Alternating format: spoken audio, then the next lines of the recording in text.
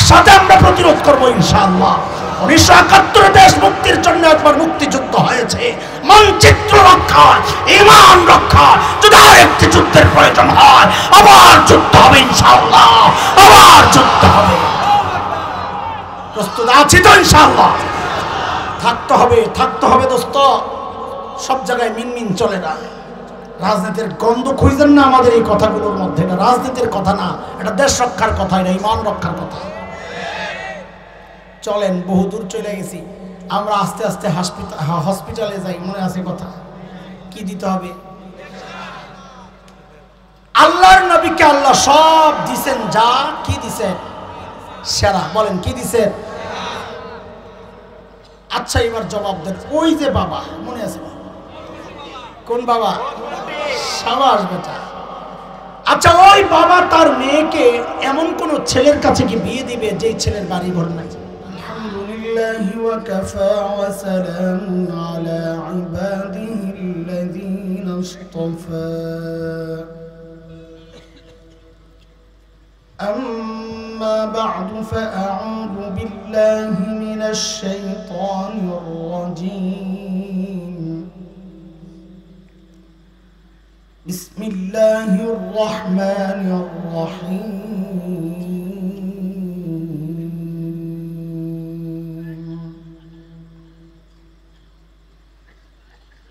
لقد من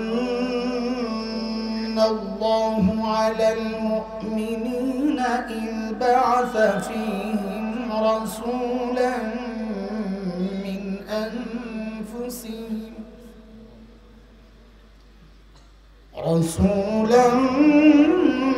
من أنفسهم يتلو عليهم آياته ويزكيهم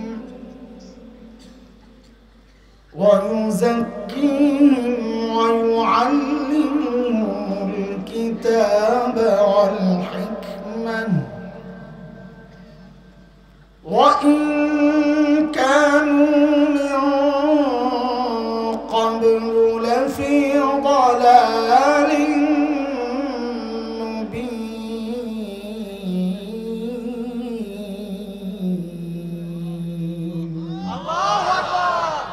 آمنت بالله صدق الله العلي العظيم.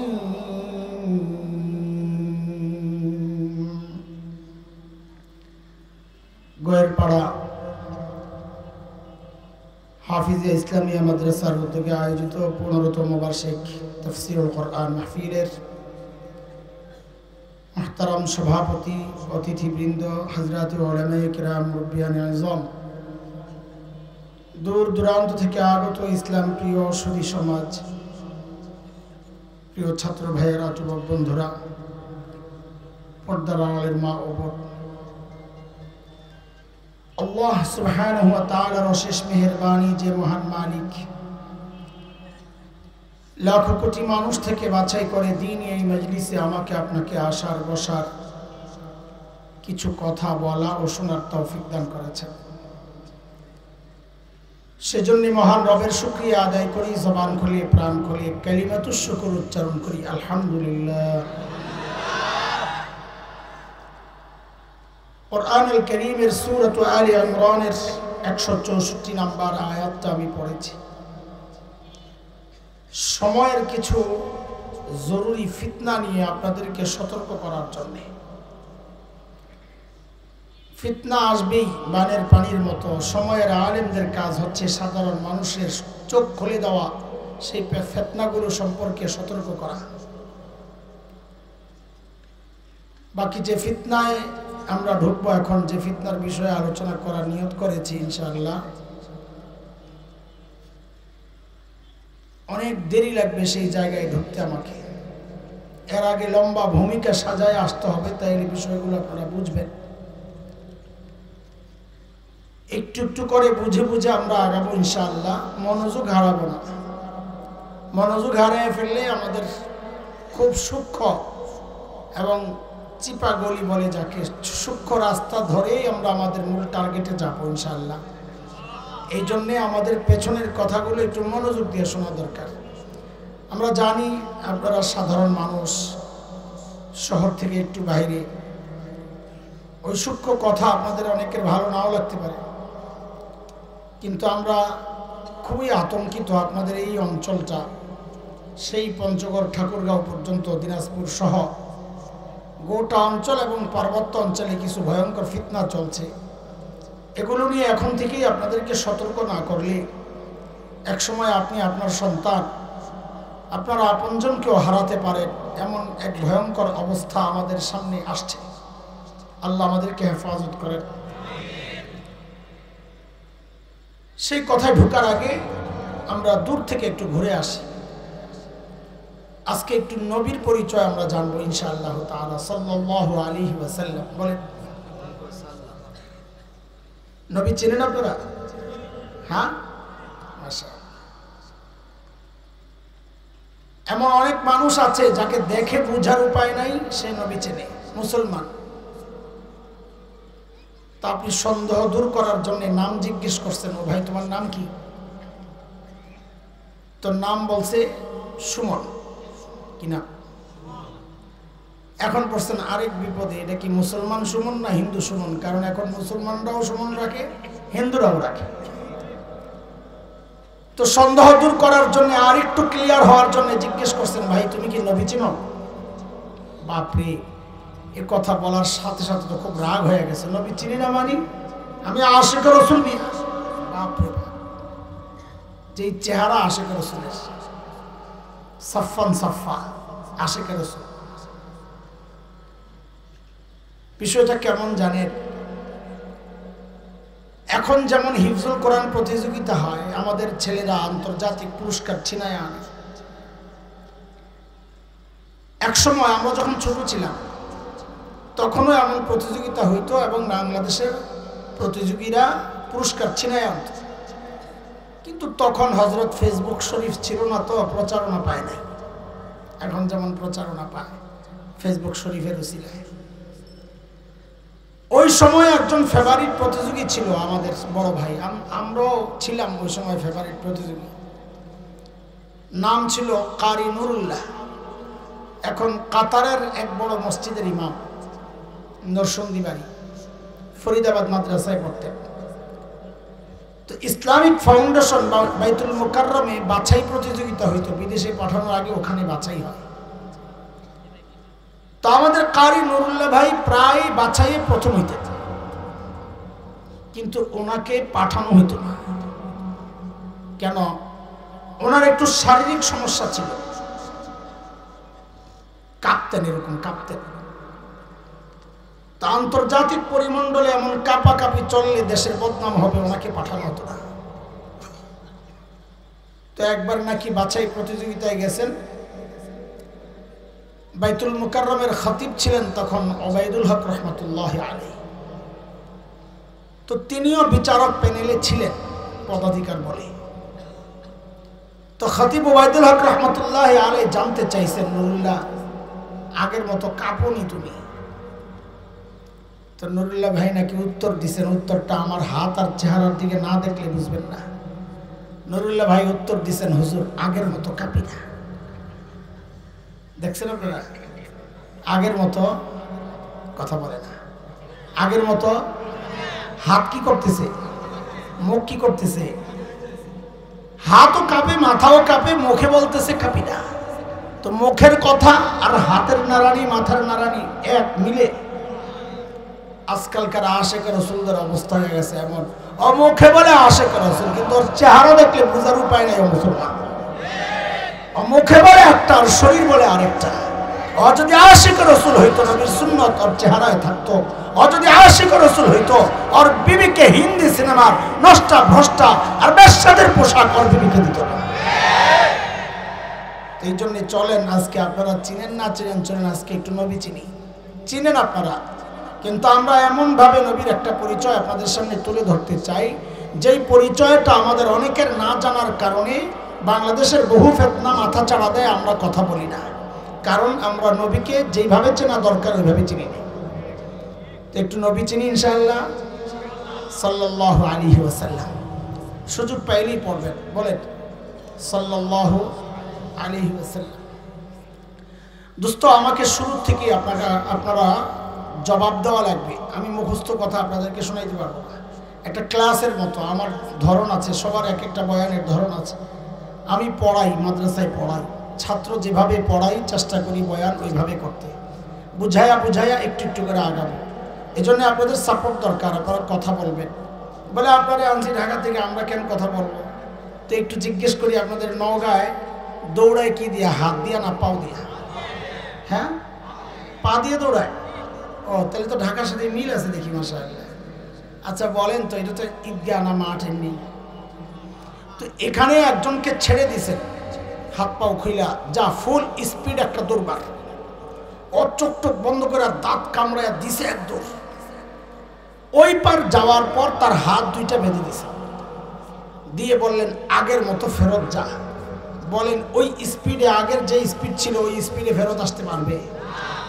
কেন পারবে না? পা দিয়ে না দৌড়ায় আপনাদের নওগাঁয়, পা তো খোলাই আছে, বন্ধ হাত, তো দৌড়ের স্পিড কমে গেল কেন? মানে কারণ হচ্ছে পা যখন দৌড়ায় হাত তখন চুপ থাকে না, হাতের একটা ভূমিকা থাকে। হাত নড়ে চড়ে আর পাওকে বলে দোস্ত তুই একা না, তোর সাথে আমরাও আছি। পায়ের কথা শুনলেই তার দৌড়ের গতি বেড়ে যায়। তো যারা আলোচনা করে তারা তো পায়ের ভূমিকাই নিবে, কিন্তু আপনারা যারা শ্রোতা আছেন, আপনারা যদি একটু হাতের ভূমিকা না নেন, নড়াচড়া না করেন, তো পায়ের তো চলার গতি কমে যাবে। এই জন্যে মাঝে মধ্যে জায়গা মতো ঠিক ইয়েস নো হা সুবহানাল্লাহ বলা যাবে তো ইনশাআল্লাহ। ঘুমায় টুমায় যান নাই তো না? কারি সাহেব যে টান মারছে ঘুমাইব থেকে, সুবহানাল্লাহ, আল্লাহ বরকত দেন। আল্লাহ, প্রথম তো মনে করছিলাম কারি সাহেবের বেচারের গলা ভেঙে গেছে, এখন দিন মাইকের গলা ভাঙা, আমার কারি সাহেব ঠিক আছে। সুবহানাল্লাহ। বলেন এবার আমার সাথে, আল্লাহ তাআলা আমাদেরকে কত নিয়ামত দিয়েছে? সহি জবাব দেন, ওলামারা কথা বলেন। কত নিয়ামত? অসংখ্য। সাবাস, অনেক না, কি বলেন? অগণিত, অসংখ্য। অনেক এক জিনিস, অগণিত আরেক জিনিস। সূরা নাহল, সূরা ইব্রাহিম, দুই জায়গায় আল্লাহ এই কথাগুলো বলেছেন। আল্লাহ বলেন وَإِن تَعُدُّوا نِعْمَةَ اللَّهِ لَا تُحْصُوهَا إِنَّ الْإِنسَانَ لَظَلُومٌ كَفَّارٌ।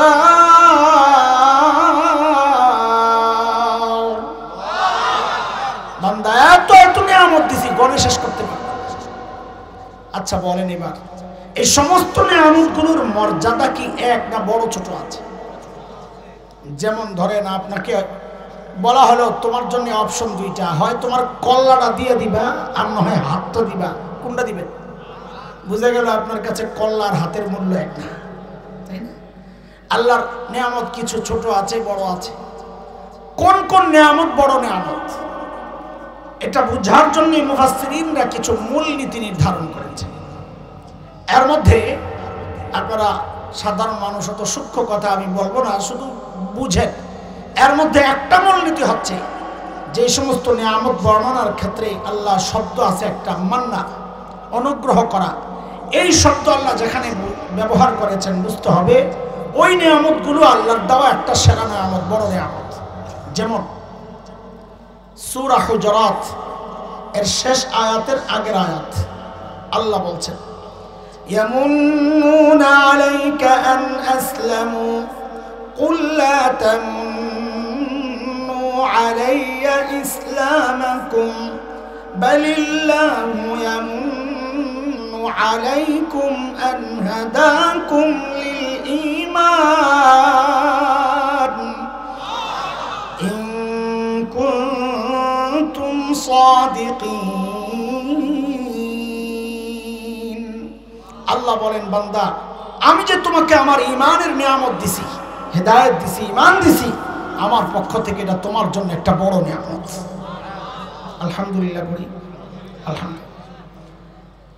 আরেকটা নিয়ামতের কথা আল্লাহ বলেছেন, যেটা আমি শুরুতে যে আয়াত পড়েছি সূরা আলে ইমরানের 164 আয়াত, ওখানে আল্লাহ তাআলা আরেকটা বড় নিয়ামতের কথা বলেছেন। আল্লাহ বলেন لقد من الله على المؤمنين إذ بعث فيهم رسولا من أنفسهم يتلو عليهم آياته ويزكيهم ويعلمهم الكتاب والحكمة وإن كانوا من قبل لفي ضلال مبين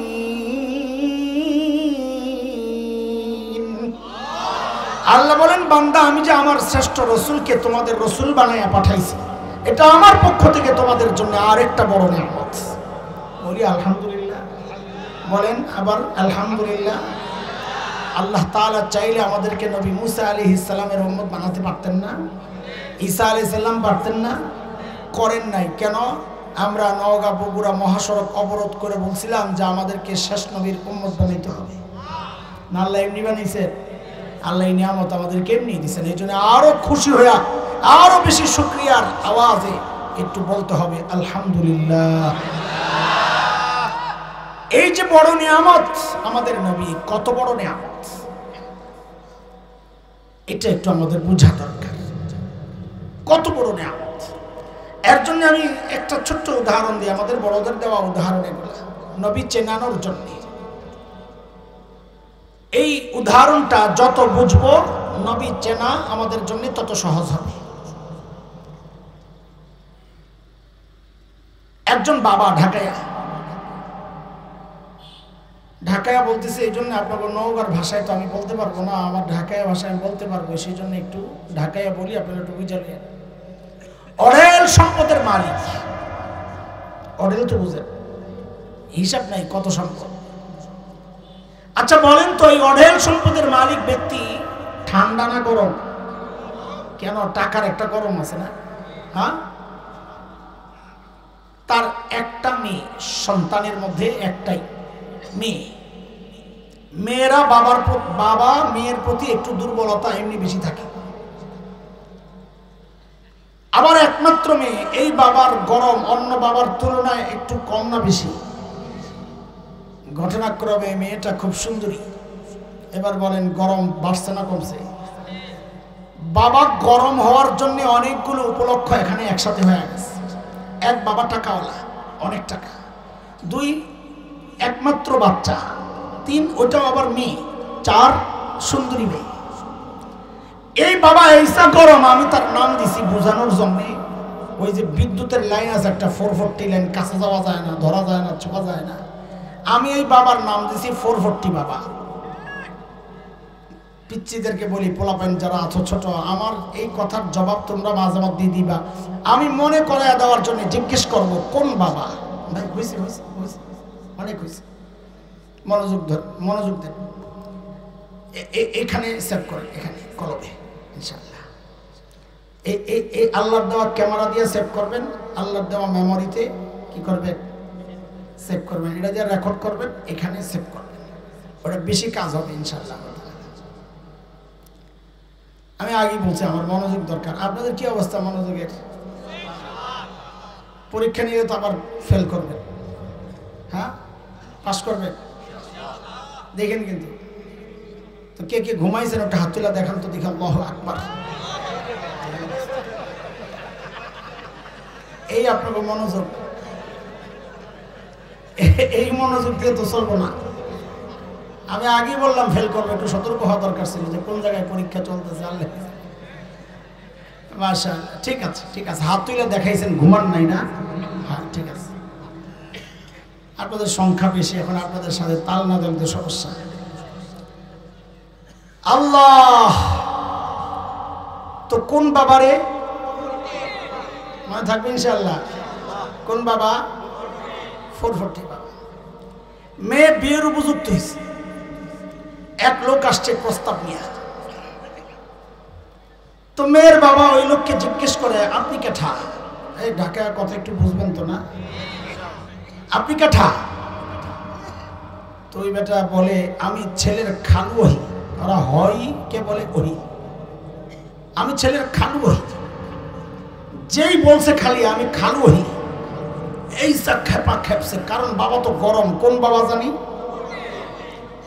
এমন খেপা খেপসা দিছে এক ধমক, খাইয়া আমার মাইয়া পৌঁছে গেছে মিয়া। খালু আছেন প্রস্তাব লিয়া, তো বেটা জিজ্ঞেস করে তো কে ঠাইব, কর বাপরে পাঠান। তো খালু আস্তে করে বলে, আরে ভাই চেতন খেলা কইলু তো ঠিক আছে ভাই, ঠিক আছে। যা ছেলের বাপরে কয়, ভাই যেই চেতরে বাপরে বাপ 440 বাপ, তোমার ছেলের প্রস্তাব নিয়ে তুমি যাও। ঠিক আছে। এই শুনে আবারও বলছি, হাসানোর জন্য না, এই উদাহরণটা যত বুঝবেন নবী চেনা তত সহজ হবে ইনশাআল্লাহ। তোমার ছেলের প্রস্তাব নিয়ে তুমি যাও। বাবা আসছে মেয়ের বাবার কাছে। কোন বাবা? ও ভাই, কালকে যে প্রস্তাব আসছিল আমারই ছেলে। ও আপনি? এখন ছেলের নাম জিজ্ঞেস করছে, বাপের নাম, মায়ের নাম, দাদার নাম, সারা গোষ্ঠী খবর নিচ্ছে। দেখতে কেমন, হাইট কেমন, কালার কেমন, চরিত্র কেমন, বন্ধু বান্ধব কারা, সব খবর নিয়ে মেয়ের বাবার ছেলে পছন্দ হয়ে গেছে। এবার আপনারা বলেন, এই মেয়েকে বিদায় দেওয়ার সময় বাবা যখন বাজার করবে, তো শাড়ি কিনলে কম দামি কিনবে না বেশি দামি? কেন? কারণ তার পয়সার অভাব নাই, খরচের জায়গা নাই এই মেয়ে ছাড়া। তো মার্কেটে গিয়ে শাড়ি কিনে তো সেরাটা কিনে, গয়না কিনে তো সেরাটা, প্রসাধনী কিনে তো সেরাটা, সব সেরা সেরা জিনিস দিয়ে সাজায় মেয়েটাকে বিদায় দিই। এমনটাই তো হওয়ার কথা নাকি?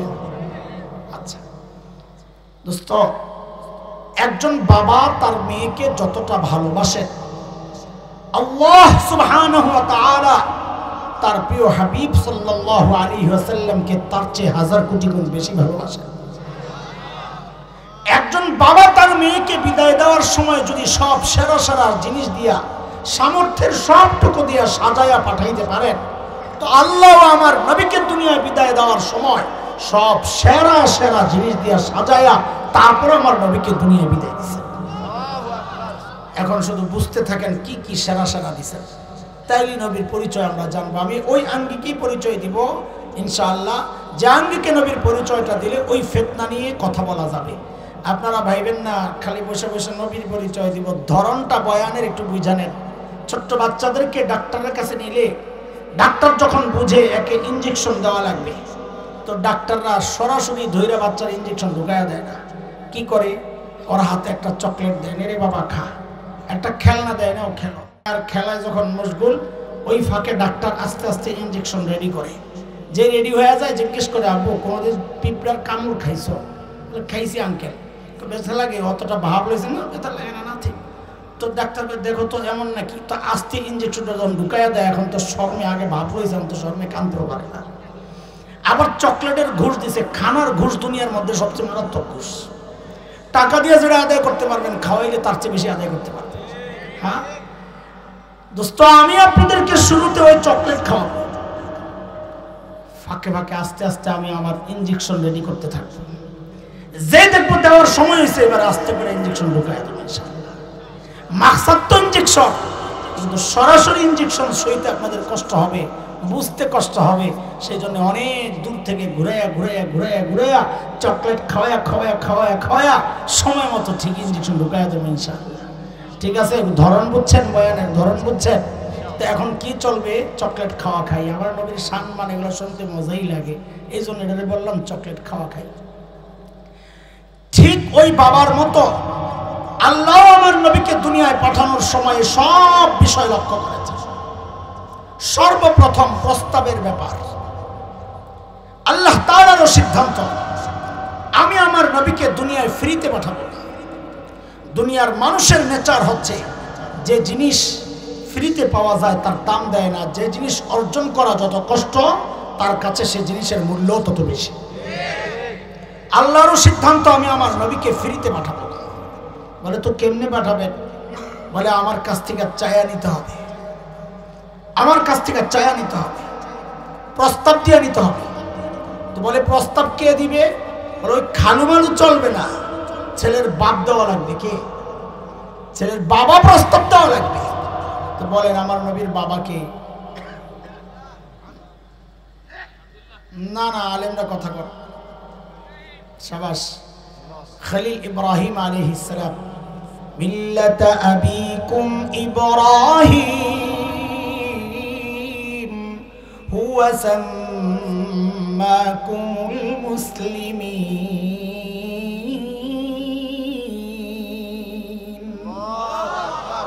খলিল ইব্রাহিম যখন বাইতুল্লাহ বানান, আল্লাহ খলিলের দিলের মধ্যে ওই কথা ঢেলে দিয়েছেন, খলিল এত দামি একটা কাজ আপনি করেছেন, আমি আপনাকে পুরস্কার দিতে চাই, কি নেবেন বলেন? খলিল চিন্তা করছেন, সারা জিন্দেগি চায়া চায়া পাইলাম জমজমওয়ালা ইসমাইল। কাকে পাইছেন? ইসমাইল আলাইহিস সালামকে বলা হয় জবিহুল্লাহ, জমজমওয়ালা। খলিল চিন্তা করছেন, সারা জিন্দেগি চায়া চায়া পাইলাম জমজমওয়ালা, সুযোগ যেহেতু পেয়ে গেছে এবার চাইব সবচেয়ে বড়টা। খলিল এইবার আল্লাহর কাছে চায়া বসছেন কাউসারওয়ালা। কি চায়া বসছেন? বুঝেন না এই কথা? দেখেন, আমি বুঝার জন্য এইভাবে ঘুরে ঘুরে আনছি, আসলে কথাগুলো কোরআনের। আপনি দেখবেন আমি বুঝে বুঝে ঘুরে টুরে আইনার শেষে কোরআনের আয়াত ফিট করতেছি, এটা কোরআনের কথা। খলিল হাত উঠাইছেন বাইতুল্লাহ বানায়া, রব্বানা ওয়াবআস ফীহিম রাসূলাম মিনহুম ইয়াতলু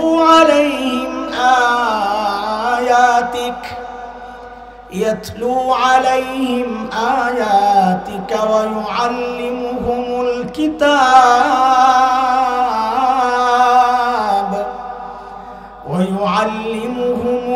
কিতাবা ওয়াল হিকমাতা ওয়া ইউযাক্কিহিম ইন্নাকা আনতাল আজিজুল হাকীম।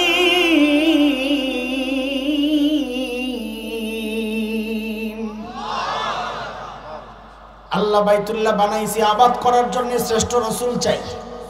তো বলেন আমার সাথে, প্রস্তাব পাঠাইলেন খলিলুল্লাহ কে? সবাই বলেন, প্রস্তাব পাঠাইলেন কে? আবার বলেন, প্রস্তাব পাঠাইলেন কে?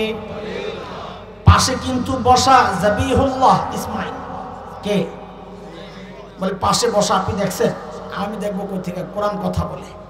ওই কথা, ওই দোয়ার আগের আয়াতটাই তো এটা, وَإِذْ يَرْفَعُ إِبْرَاهِيمُ الْقَوَاعِدَ مِنَ الْبَيْتِ وَإِسْمَاعِيلُ। বাপ বেটা মিল্লা যখন বাইতুল্লাহ বানাইছেন, তার মানে বানানোর পরে দোয়ার সময় বেটাও পাশে ছিলেন। তো বলেন, প্রস্তাব পাঠাইলেন কে? পাশে বসা জবিহুল্লাহ ওই প্রস্তাবে আমিন বইলা সুপারিশ লাগায়া দিয়েছেন, আল্লাহ আমিও চাই। তো এইবার বলেন, প্রস্তাব পাঠাইছেন কে? খলিলুল্লাহ। আমিন বলে সুপারিশ করেছেন জবিহুল্লাহ। বলেন কে? জবিহুল্লাহ। বুঝেন, আল্লাহর রাস্তায় জবেহ করার জন্য নির্ধারিত ব্যক্তি, আল্লাহ জবেহ কবুল করছেন, অন্য কিছু দিয়ে কাম সারা হয়েছে, তাকে বলে জবিহুল্লাহ। তো বলেন, প্রস্তাব পাঠাইলেন কে?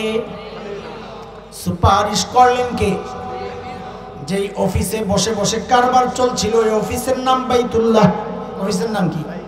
তা আবার বলেন, প্রস্তাব পাঠাইলেন কে? সুপারিশ করেছেন কে? অফিসের নাম কি?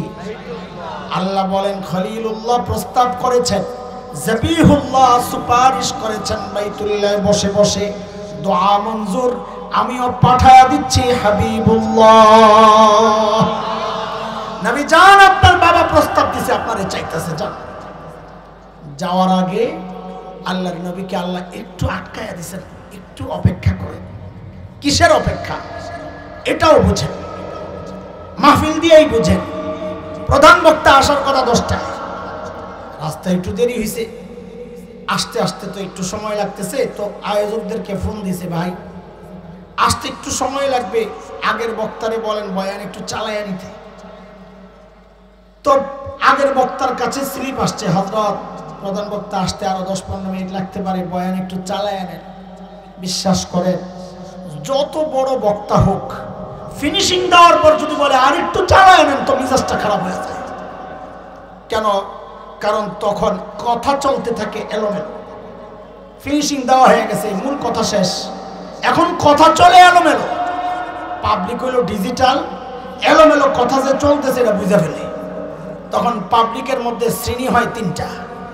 এক শ্রেণীর চুপচাপ বসে থাকে যে জায়গা ছাড়বো না, তাহলে পরে জায়গা পাবো না। আরেক শ্রেণী বুড়া বয়স্ক মানুষ অসুস্থ, একটু অজু ইস্তেঞ্জা করতে যায়। আরেকটা শ্রেণী আছে দূরে যায় শয়তানের লেঞ্জাটা আছে আছে। মাহফিলটা একটু এলোমেলো হয়ে গেছে। এর মধ্যেই প্রধান বক্তা ফোন দিছে আয়োজকদের, ভাই আমি আইসা বসছি, আপনাদের মাইকের আওয়াজ পাওয়া যায়। এই শুই নাই আয়োজকদের কলিজায় পানি আসছে, এই যা একটা স্লোগান লাগা। এলোমেলো মাহফিলকে একটু জমাইতে হবে। স্লোগান কে দিবে? বয়ান চলার সময় স্লোগান অন্যরা দিবে না, তাইলে যিনি বয়ান করেন তাকে ছোট করা হয়। তিনি আল্লাহর কালামের বয়ান করতেছেন, হাদিস শোনাইতেছেন। যিনি আসছেন তার মর্যাদা যেই কোরআনের কারণে ওই কোরআনের আলোচনা চলতেছে, কাজে তার মর্যাদা কোরআনের চেয়ে বেশি না। কোরআনের আলোচনা চলা অবস্থায় কোনো স্লোগান চলবে না। হ্যাঁ, স্লোগান যদি বক্তা নিজে দেন তাইলে এটাই হলো বেটার। বক্তা স্লোগান কেন দিবেন? যেন মাহফিলে একটু জমে যায়। তো স্লোগান দেয়, প্রধান বক্তার আগমন, শুভেচ্ছা, স্বাগতম, লিল্লাহি তাকবীর, আল্লাহু আকবার করে করে আগে বলেন, করে এগুলা হয় হয় হয়। কেন হয়? মজমা জমার জন্য। ঠিক আল্লাহ তাআলাও আমার নবীকে দুনিয়ায় পাঠানোর আগে দিয়ে আটকাইছেন, হাবিব একটু অপেক্ষা। কেন? বলে আপনি প্রধান অতিথি, আপনি প্রধান বক্তা, আপনি দুনিয়ায় যাবেন, মাহফিল একটু এলোমেলো হয়ে গেছে, আমি মাহফিলটা একটু গুছায় লই, একটা স্লোগান দেওয়া নেই। বলে স্লোগান কে দিবে? বলে আপনার আগের বক্তা নবী ঈসা আলাইহিস সালাম স্লোগান দিবে। ও নবী ঈসার স্লোগান আপনি লাগান। নবী ঈসা স্লোগান দিবেন। এই যে এতক্ষণ বুঝাইছি এটাও কোরআনের কথা। সূরা সফ আয়াত 6 হযরত ঈসা স্লোগান লাগাইলেন কি? শুনেন আল্লাহ কি বলতেছে। وَإِذْ قَالَ عِيسَى ابْنُ مَرْيَمَ يَا بَنِي إسرائيل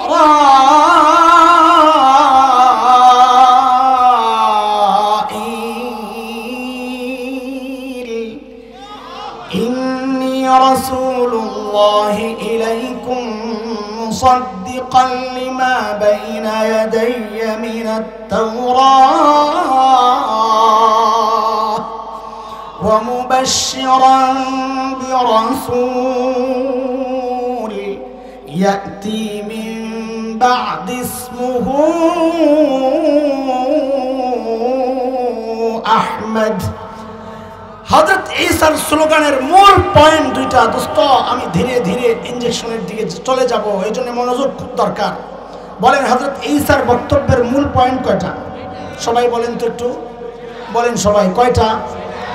এক নাম্বার পয়েন্টটা সবাই মুখস্থ করেন, কারণ সমস্ত ফিতনার বিষয় এই এক নাম্বার পয়েন্টের মধ্যে আছে। এটা না বুঝার কারণে বাংলাদেশের ফিতনাগুলো আমরা বুঝতে পারছি না। আলেমরা প্রতিবাদ করলে তাদের বিরুদ্ধাচরণ করি। এই জন্য এই ফিতনা সম্পর্কে আমাদের খুব সজাগ হওয়া দরকার। সেই ফিতনা, সেই ঈসা আলাইহিস সালামের সেই বক্তব্যটা হচ্ছে, তিনি বলেছেন, ও বনি ইসরাইল, ইয়া বনি ইসরাইল ইন্নী রাসূলুল্লাহি ইলাইকুম। ও বনি ইসরাইল, আল্লাহ আমাকে তোমাদের রসুল বানাইয়া পাঠাইছেন। এই কথাটা সবাই মুখস্থ করেন। বলেন হযরত ঈসার কথা কি? ও বনি ইসরাইল, সবাই বলেন আল্লাহ আমাকে তোমাদের রসুল বানাইয়া পাঠাইছেন। বলেন বলেন, এটা বড় বড় কঠিন কথা। এই কথা বুঝলে সে দুনিয়ার বহু ফিতনা সে তার চোখের সামনে ক্লিয়ার থাকবে। এটা না বোঝার কারণে আমরা ফিতনাগুলো বুঝি না। সবাই বলেন হযরত ঈসার কথাটা কি? ও বনি ইসরাইল, আল্লাহ আমাকে তোমাদের রসুল বানাইয়া পাঠাইছে। সহজ কথা, আল্লাহ হযরত ঈসাকে কাদের রসুল বানাইয়া পাঠাইছে? এই কথা হযরত ঈসার নিজের বক্তব্য। এটা শুধু মাথায় রেখে আমাদের আলোচনার মূল পয়েন্ট এটা। এই পয়েন্ট ধরেই আমরা আমাদের মূল পয়েন্টে ঢুকবো ইনশাআল্লাহ তাআলা। সেটা একটু পরে আসতেছি ইনশাআল্লাহ। হযরত ঈসার 2 নম্বর কথা, এতদিন তো আমি বয়ান করেছি, তোমরা সুসংবাদ গ্রহণ করো। আমার পরে যিনি আসছেন তিনি হচ্ছেন আহমদ। আল্লাহ তাআলা আমার নবীকে যা দিয়েছেন সব সেরা সেরা জিনিস দিয়ে সাজায়া দুনিয়ায় পাঠিয়েছেন। আরে নাম দিয়েছেন তো 2টা সেরা নাম। আমার নবীর এক নাম আহমদ, আরেক নাম মুহাম্মদ। আহমদ মানে সবচেয়ে বেশি প্রশংসাকারী, মুহাম্মদ মানে সবচেয়ে বেশি প্রশংসিত। আমার তো ইলম কালাম কম, কিন্তু শুধু এই 2 নাম নিয়ে যদি নাড়াচাড়া করি রাত শেষ হয়ে যাবে, কাম শেষ হবে না। আজীব এক মজা এই 2 নামের মধ্যে। মুহাম্মদ মানে সবচেয়ে বেশি প্রশংসিত। বলে সবচেয়ে বেশি কি নাম আল্লাহ রাখছেন দেখেন। কাফেররা বড় মুশকিলে পড়ে গেছে, বাজারে গিয়ে বদনাম করতেছে, ওই যে মোহাম্মদ মানে কি সবচেয়ে বেশি, বলেন মানে কি সবচেয়ে বেশি। বাজারে যায় বলে ওই যে মোহাম্মদ আছে না, খারাপ লোক, নওজুবিল্লাহ, তার কাছে যাইও না। তো পাবলিক কি বলে জানেন, যিনি সবচেয়ে বেশি প্রশংসিত তিনি আবার খারাপ হয় কেমনে লাগছে। বাড়িতে আইসা সবাই মিটিংয়ে বসছে, এরে এই নামে তো ডাকা যাবে না। সবচেয়ে বেশি প্রশংসিত মানুষ জিজ্ঞেস করে এই লোক খারাপ হয় কেন, কি করা যায়, নাম পাল্টা। মিটিং বইছে কি নাম দেওয়া যায়। আমি মাঝে মাঝে মজাক করে বলি, এই যুগের পান্ডা দুই একটা যদি ওই মিটিংয়ে থাকতো তো প্রস্তাব দিত তেতুল হুজুর রাখা। আল্লাহ সারাইছে ছিল না, ওই পান্ডারা নতুন নাম দিছে মুজাম্মাম, নাউজুবিল্লাহ পড়ে, সবচেয়ে বেশি নিন্দিত। এবার গেছে বাজারে যায় বলে এসব ওই যে মুজাম্মাম আছে না, এই লোক খারাপ, এর কাছে যাইস না। 40 বছর থেকে মানুষ একজন মানুষকে চিনেছে মোহাম্মদ নামে, এখন যেই বলছে মুজাম্মাম কেউ চিনে না। বুঝলাম না মুজাম্মাম কেনা, চিনলাম না তো, লাগছেনি বেজার। আল্লাহ আমার নবীর কি নাম রেখে দিছেন, তুমি সারা জিন্দগি বদনাম করবা, দিন শেষে জিজ্ঞেস করা হবে এরে কার বদনাম করলি, তো বলবে ওই যে সবচেয়ে বেশি প্রশংসিত যে তার। বলে তোর মাথা ঠিক আছে? আল্লাহু আকবার বলেন। আমার নবীর আরেক নাম আহমদ। আরে কি সুন্দর নাম। এরে দোস্ত, আল্লাহ সমস্ত নবীদেরকে দুনিয়ায় পাঠিয়েছেন ইবাদত শেখানোর জন্য। বলেন তো ইবাদতের মধ্যে শ্রেষ্ঠ ইবাদত কোনটা?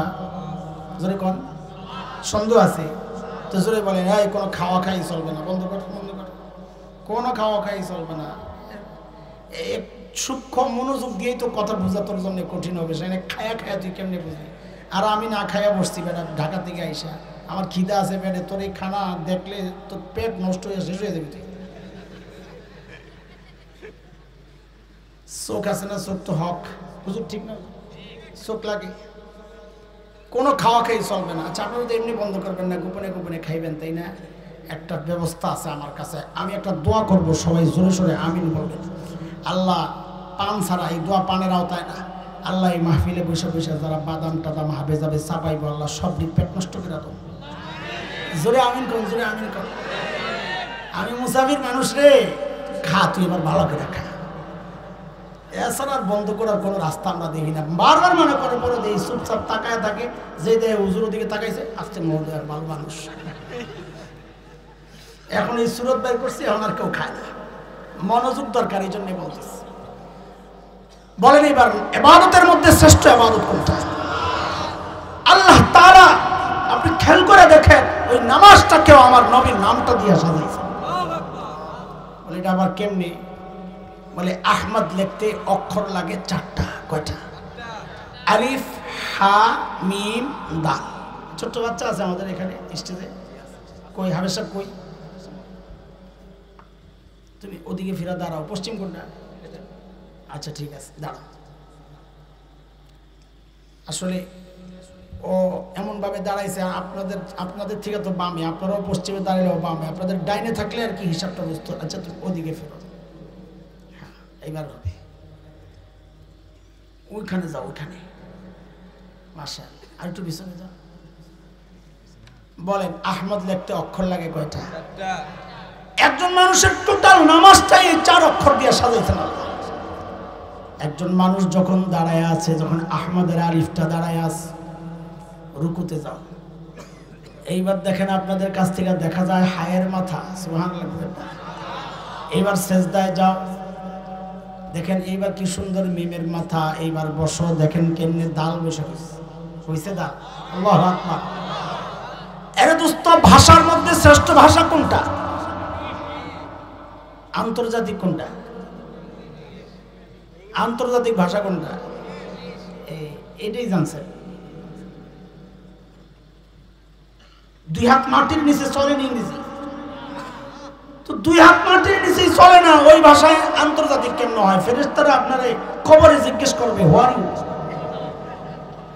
কি জিজ্ঞেস করবে? বলেন না কথা। মার রব্বুকা, আরবি না ইংরেজি?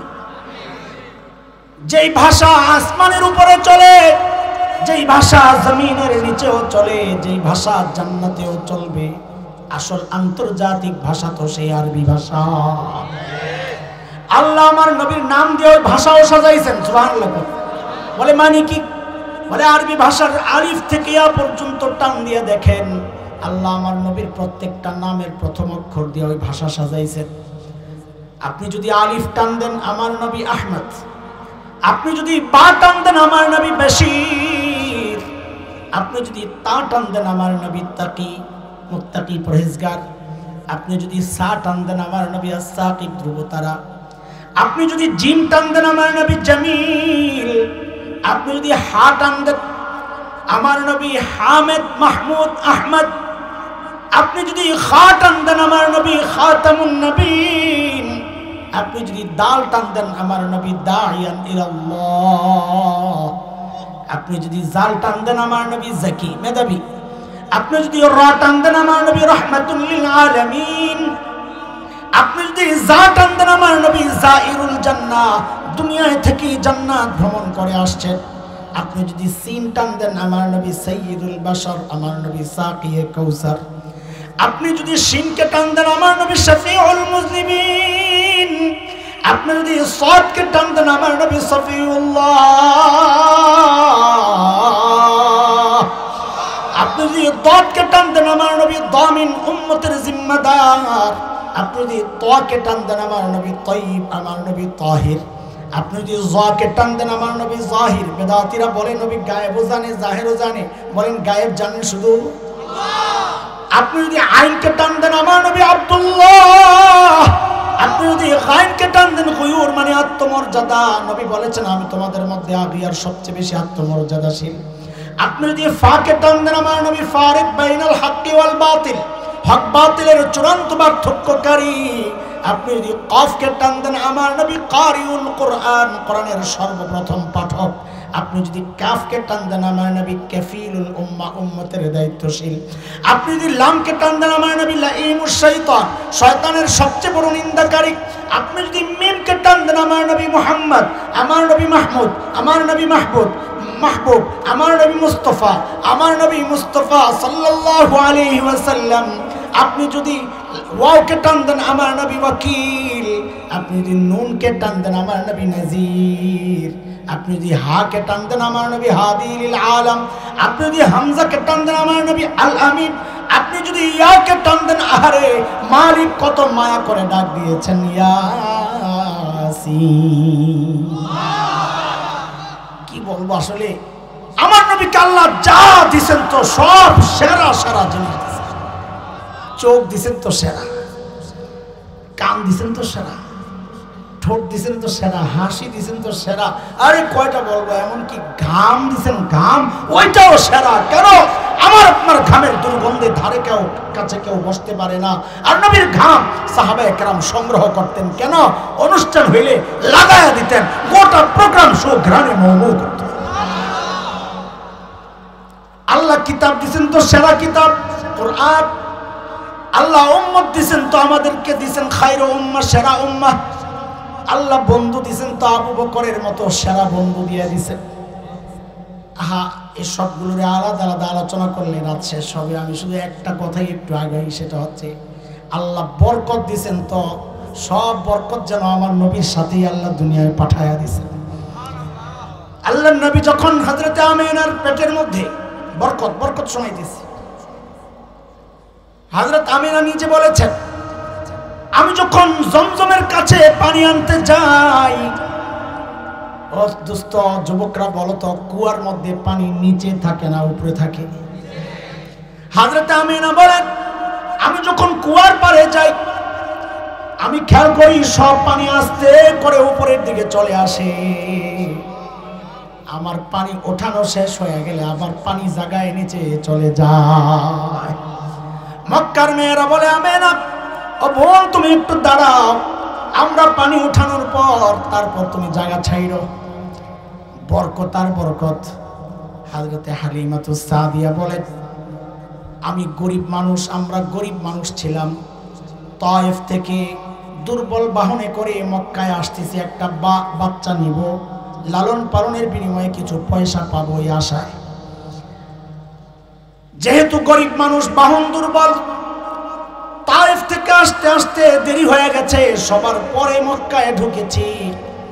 ঢুকে শুনেছি ধনী ঘরের ছেলে পেলে যেগুলো আছে সব আগে আগে সবাই নিয়ে নিস, টাকা বেশি পাবে।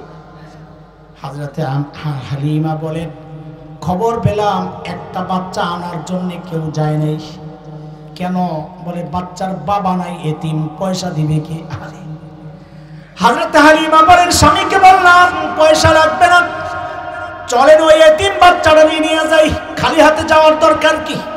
আসলে কপাল খোঁজ বলেন, আসলে আসলে হযরতে হালিমা বলেন, মনোযোগ নষ্ট হয়, বসেন আপনিও শুনেন। আমি যখন বোন আমেনার ঘরে যাই, এই আদরের দুলালরে দেখি আমি আর চোখ ফিরাইতে পারি না। হালে আল্লাহ কত সুন্দর করে বানাইছে। দৌড়ে যায় যখন বুকের মধ্যে জড়াইয়া ধরি, হযরতে হালিমা বলেন, আমার কাছে মনে হইল বাচ্চাটাও যেন আমার জড়াইয়া ধরছে। আসলে নিজেই জড়াইয়া ধরছে, এমন ভাবে যেন ওই বাচ্চাও ধরছে। হযরতে হালিমা বলেন, স্বামীকে বললাম টাকা পয়সা লাগবে না, বড় এক নিয়ামত পেয়ে গেছি, চলেন।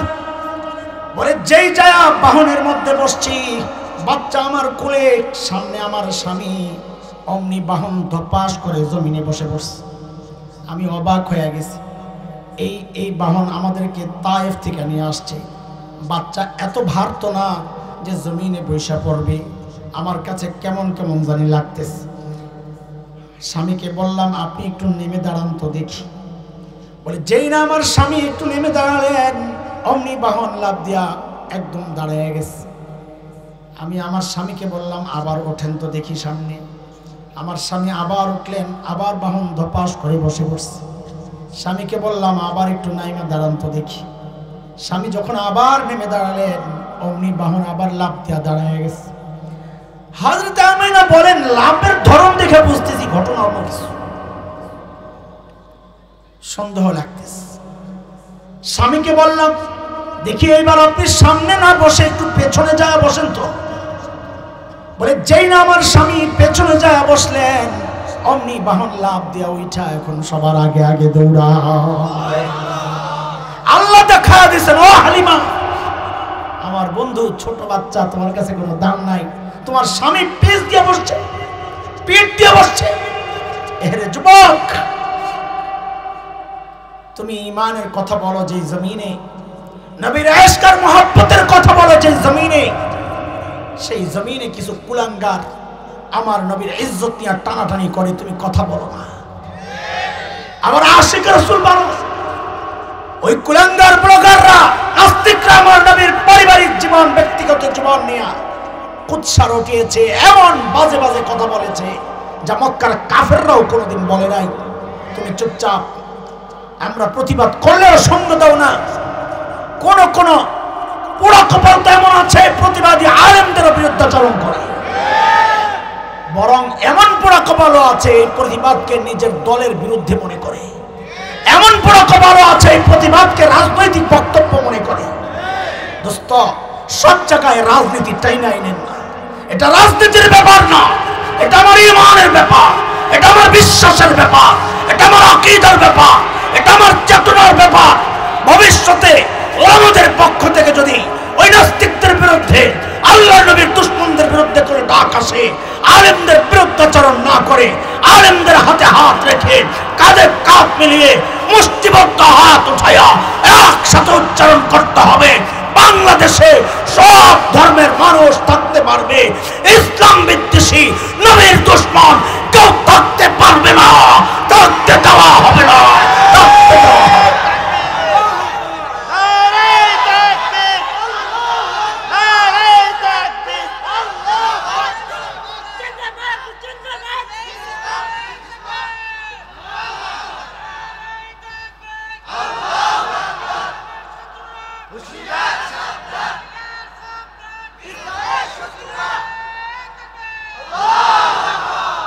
হযরত আমিনা বলেন, আমার ওই দুর্বল বাহন এখন সমস্ত বাহনের আগে আগে দৌড়ায়। তায়েফের মেয়েরা ডেকে জিজ্ঞেস করতেছেন, ও আমিনা, এই বাহন কি আগেরটাই? হ্যাঁ আগেরটাই। বলে কি খাওয়াইলা, হঠাৎ এই শক্তি কোত্থেকে আসলো? হযরতে হালিমা বলেন, এটা কোনো বাহনের কারামতি না, এটা আমার কুরাইশি মেহমানের বরকত। আহা, তায়েফ যাওয়ার পর তো বরকত আরো চালু হয়ে গেছে। সমস্ত মেয়েদের বকরিগুলো ঘাস খায় আসে, ওলান দুধ নাই, অল্প। আর সবাই লক্ষ্য করলেন হযরতে হালিমার বকরি যখন ফেরত আসে, দুধগুলো ওলানে ভরা। কোন জায়গায় ঘাস খায় একটু দেখায় দাও না। ওই যে মোটা তাজা পোলা পানি দেখলে আমরা বলি তোর বাপে কোন দোকানের চাইল খাওয়ায় রে। হ্যাঁ, হযরতে হালিমা বলেন এটা বকরির কোনো বিষয় না, ঘাসের কোনো ব্যাপার না, এটা আমার কুরাইশি দুলালের বরকত। আল্লাহু আকবার। দোস্ত, এই আঙ্গিকে চলতে থাকলে ইনজেকশন দেওয়া লাগবে না, হসপিটাল বন্ধ হয়ে যাবে। চলেন আমরা ছোট্ট একটা কথা বলি। আমার নবী কত সুন্দর ছিলেন, এটা একটু শুনবেন, এরপর আমরা মূল পয়েন্টে চলে যাব। আমাদের ওয়াদা করা যে ফিতনা, ওই নিয়ে কথা বলবো। একটু সুন্দর কত ছিলেন ওইটা কি একটু শুনবেন। আল্লাহ, আমার নবীর এমন কোন সাইড নেই যা আলোচনা করলে মজা লাগে না। আল্লাহু আকবার। আহা, মেশকাম্বার, এটা যত নাড়াচাড়া করবেন ততই গ্রাম বেরবে, ঠিক কিনা বলেন? যদি কারো মজা না লাগে বুঝতে হবে তার ইমানের মধ্যে সমস্যা আছে, ঝং পড়ে গেছে, ঝং ঝং। আল্লাহ আল্লাহ আমাদেরকে হেফাজত করেন। হযরতে হালিমার একটা ছোট্ট মেয়ে আছে, সীমা ছিল ওই সময়। ওই বাচ্চা মেয়েই বকরি চড়াইতে যেত। একদিন আসতে একটু দেরি হয়ে গেছে। মেয়ে মানুষ, মার মনে তো এমনি একটা আতঙ্ক থাকে, খুব রাগ করছে, দেরি করলা কেন, আগে আসতে পারো না? বাপরে, মেয়ে মানুষ তো ধমক খায়া খুব মাইন্ডে লাগছে, চেতে গেছে। আমার আবার বকে কাম করায়, আমি যাবো না, তুমি তোর ছাগলে তুমি যাই। মানুষের স্বভাব হইল কাউরে ঘায়েল করতে হইলে তার দুর্বল পয়েন্টে হাত দেয়, ঠিক কিনা? হযরতে হালিমাও জানেন সীমার দুর্বল পয়েন্ট কোনটা। কুরাইশি ভাইরে খুব ভালোবাসে, এটা সীমার দুর্বল পয়েন্ট।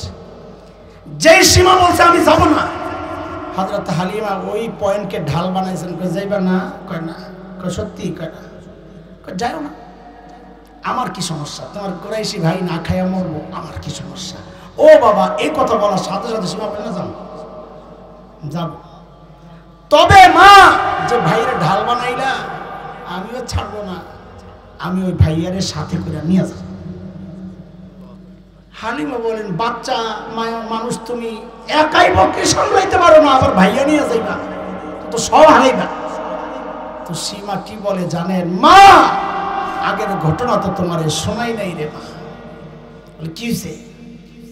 বলে ওই যে আগের বার যখন ভাইয়াকে নিয়ে গেছি মা, আমার ভাইয়া আমার কোলে, মা আমি লক্ষ্য করেছি ওই বকরিগুলারে অন্য দিনের মতো ডাক দেওয়া লাগে নাই, ধরা লাগে নাই, কিচ্ছু করা লাগে নাই। আমি সামনে সামনে হেঁটেছি, সবগুলো বকরি আমার পেছনে পেছনে লাইন ধরে হেঁটেছে। এরপর রে মা, মাঠের মধ্যে ভাইয়ারে কোলে নিয়ে আমি যখন তাকায় আছি, আরে কি সুন্দর, চোখ ফিরাতে পারি না। সারাদিন চলে গেছে আমার চোখ ওই চেহারার মধ্যেই লেগে আছে। আল্লাহ কত সুন্দর বানাইছে। যখন সন্ধ্যা হয়ে গেছে, আলো আধারি, হঠাৎ নজর উঠাইছি, ভিতরে উৎকণ্ঠা, উদ্বেগ। আরে আজকে আমার বকরিগুলা না জানি সব হারায় গেছে। ওরে মা, আমি যখন মাথা উঠাইলাম কি দেখেছি জানুনি? আমি এতক্ষণ আমার ভাইয়ার চেহারা দিয়ে যেভাবে তাকায়া ছিলাম রে মা, চোখ উঠাইয়া দেখি সবগুলো বকরি চারদিক থেকে লাইন ধইরা এমনি আমার ভাইয়ার চেহারার দিকে তাকায়া রইছে। আহা, কি সুন্দর ছিলেন আমার নবী, কি সুন্দর ছিলেন। কবি হাসান ইবনে সাবিত, আরবের বিখ্যাত কবি, সাহাবী, ওই জন্যই নবীর সৌন্দর্য বর্ণনা করতে যায় বলেছেন, ওয়া আহসানু মিনকা লাম তারা কাত্তু আইনি ওয়া আজমালু মিনকা লাম তালিদিন নিসা। আল্লাহু আকবার। ওগো আল্লাহর হাবিব, আপনার চেয়ে সুন্দর এই চোখ কোনোদিন কাউকে দেখে নাই, আপনার চেয়ে সুন্দর কোন মা কাউকে জন্ম দেন নাই। নবী গো, আপনার দিকে তাকালে মনে হয় আল্লাহ আপনাকে সমস্ত ত্রুটি মুক্ত করে আপনার চাওয়া অনুযায়ী আসমান থেকে আপনাকে পাঠায়া দিয়েছেন। আহা, লম্বা হয়ে যাবে বেশি, কিন্তু বলার লোভ সামলাইতে পারতেছে না। অনেক যুবকরা আছে, একটা কথা, সেটা হচ্ছে আম্মা জান আয়েশা রাদিয়াল্লাহু আনহা আল্লাহর নবীর সৌন্দর্য বর্ণনা করতে যায় বলতেছেন, মিশরের মেয়েরা হযরতে ইউসুফের সৌন্দর্যে পাগল হইয়া ছুরি দিয়ে হাত কাটছিল, জানেন তো না? কোরআনে আসছে সূরা ইউসুফে, ওয়াকাত্তানা আইদিয়াহুম ওয়াকুলনা হাশা লিল্লাহ মা হাযা বাশারা ইন হাযা ইল্লা মালাকুন কারীম। ছুরি দিয়ে হাত কাটে, ইউসুফ আলাইহিস সালামের দিকে তাকায়া ছুরি দিয়ে হাত কাটে আর বলে এটা মানুষ না, খবর নাই, হাত কাটতেছে খবর নাই, ওটা মানুষ না। কেন? মানুষ আমার এত সুন্দর হয় না, তো কি এটা? সম্মানিত ফেরেশতা, এটা মানুষ না। আম্মা জান আয়েশা কি বলেন জানেন? আচ্ছা, আম্মা জানের আয়েশার কথাটা একটু পরে বলতেছি। এখানে একটা সূক্ষ্ম কথা আপনাদের সাথে বলি। ও ভাই, সূক্ষ্ম কথা বলা শোনার জন্য মনোযোগ দরকার, আসেনি মনোযোগ? হ্যাঁ, আবার পরীক্ষা ফেল করবেন না তো। দেখেন, এই যে মিশরের মেয়েরা হাত কাটতেছিল, ওরা ব্যথা পায় না? তো পাইলে আবার কাটে কেন? ব্যথা যে পায় ওটার খবর নাই, কারণ সৌন্দর্যে পাগল হয়ে গেছে। আর আমাদের সমাজে একটা কথা বলে, পাগলের বিষ নাই বলে। আপনি যদি বলে বিষ পর্যন্ত বিষ ব্যথা, বলে পাগলের বিষ নাই, পাগল ব্যথা পেলে খবর নাই, কান্দে না, পাগলের বিষ নাই। মিশরের মেয়েরা হাত কাটতেছে, তাকায়া তাকায়া সৌন্দর্যে মুগ্ধ হইয়া পাগল হইয়া কাটতেছে, যে খবর নাই। ওহো, এখান থেকে মুফাসসিররা একটা সূক্ষ্ম কথা টেনে বের করছেন। কি সেটা? শহীদদেরকে শাহাদাতের অবস্থায় দেখছেন কখনো? শেষ নিঃশ্বাস যখন ত্যাগ করতে থাকে, মানে দুনিয়া থেকে যখন বিদায় নিতে থাকে, দেখছেন কখনো? শাহাদাতের পরের দৃশ্য দেখছেন কখনো? আহা, পোড়া কপাল। অনেক শহীদ দেখেছি, এই কদিন আগে গাজার এক শহীদকে দেখেছি। শেষ যখন দুনিয়া থেকে যাচ্ছে, চোখ বন্ধ হাসতেছে আর কার সাথে জানি কথা বলতেছে। সব শহীদের অবস্থা হচ্ছে শাহাদাতের পর তার ঠোঁটের মধ্যে একটা মুচকি হাসি লেগে থাকে। আশ্চর্য! পেট ছিঁড়া, কান কাটা, মাথা ক্ষত বিক্ষত, হাত পাও কাটা, বিধ্বস্ত, পুরা বিচ্ছিন্ন শরীর, টুকরা টুকরা, সেই মানুষটার মুখে হাসি লেগে রয়েছে। কিরে, ঘটনা কি? ও ব্যথা পায় না? ও ব্যথা পায় না? বলে না, পায় না। বলে কেন? চলো পিছনে আবার ঘুরে আনি তোমাদেরকে, যুবকরা খেয়াল করো। বলে মিশরের মেয়েরা হযরত ইউসুফের সৌন্দর্যে পাগল হইয়া ছুরি দিয়ে হাত কাটতেছে, খবর নাই। আচ্ছা বলেন তো, মিশরের মেয়েরা তাকাইছে, হযরত ইউসুফও কি তাকাইছে? কেন তাকান নাই? কারণ তিনি নবী। কোন নবী নবুয়তের আগেও গুনাহ করেন নাই, নবুয়তের পরেও গুনাহ করেন নাই। হযরত ইউসুফ এই কাজটা করতে পারেন না। আর হযরত ইউসুফ সম্পর্কে আল্লাহ কোরআনে সূরা ইউসুফের 24 নম্বর আয়াতে আলাদা করে বলেছেন, কাযালিকা লিনাসরিফা আনহু সুআ ওয়াল ফাহশা। আমি ইউসুফ থেকে অন্যায় অশ্লীল কাজকে তাড়াইয়া দিছি, বাঁচাইয়া দিছি, তাকে ফিরাইয়া দিছি ওখান থেকে। হযরত ইউসুফকে আল্লাহ বাঁচাইয়া দিয়েছেন। কাজী দেখছে কয় পক্ষ? কারা? বলেন, সবাই বলেন, কারা? পক্ষ কয়টা? আবার বলেন, এই যে দৃষ্টি দিছে, তাকায় রয়েছে মেয়েরা, এটা বৈধ ছিল না অবৈধ? বলেন। এবার আসে, মিশরের মেয়েরা তাকাইছে এক পক্ষ, তাও অবৈধ দৃষ্টি। এই অবৈধ দৃষ্টির এক পক্ষ তাকায়ও হাত কাটতেছে, খবর নাই। কত শহীদ যখন দুনিয়া থেকে বিদায় নেয়, ওর খবর থাকবে কোত্থেকে? বলে কেন? বলে শহীদ যখন দুনিয়া থেকে বিদায় নেয়, তখন শহীদের সামনে আল্লাহ জান্নাতের হুর গিলমান প্রকাশ করে দেন।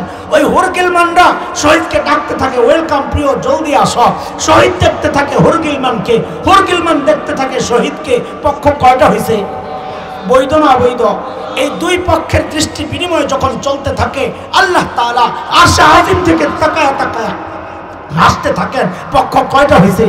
আরে বলেন না, কয়টা হয়েছে? মিশরের মেয়েরা অবৈধ দৃষ্টি দিছে এক পক্ষ, হাত কানে, খবর নাই। শহীদ যখন দুনিয়া থেকে বিদায় নেয়, পক্ষ একটা থাকে না, তখন পক্ষ হয়ে যায় তিনটা। শহীদ দেখতে থাকে হুর গিলমান, হুর গিলমান দেখতে থাকে শহীদকে, উভয়কে দেখতে থাকেন আল্লাহ। সব পক্ষ হলো বৈধ দৃষ্টি। বৈধ দৃষ্টি তিন পক্ষের দৃষ্টি বিনিময় চলে। তাই তো শহীদ যখন দুনিয়া থেকে বিদায় নেয় ওর কাটাকাটি চলে, ওর খবর থাকে না, ওর মুখের মধ্যে হাসি ফুটে থাকে। আল্লাহ শাহাদাতের মর্যাদা নসিব করে, আল্লাহ শাহাদাত নসিব করে। বলেন আমিন। ডরায়া জোরে বলেন না। না আমরা বুঝি শাহাদাত যদি আল্লাহ কবুল করেন, আপনার মৃত্যু আল্লাহ লেখা রাখছেন 2030-এ।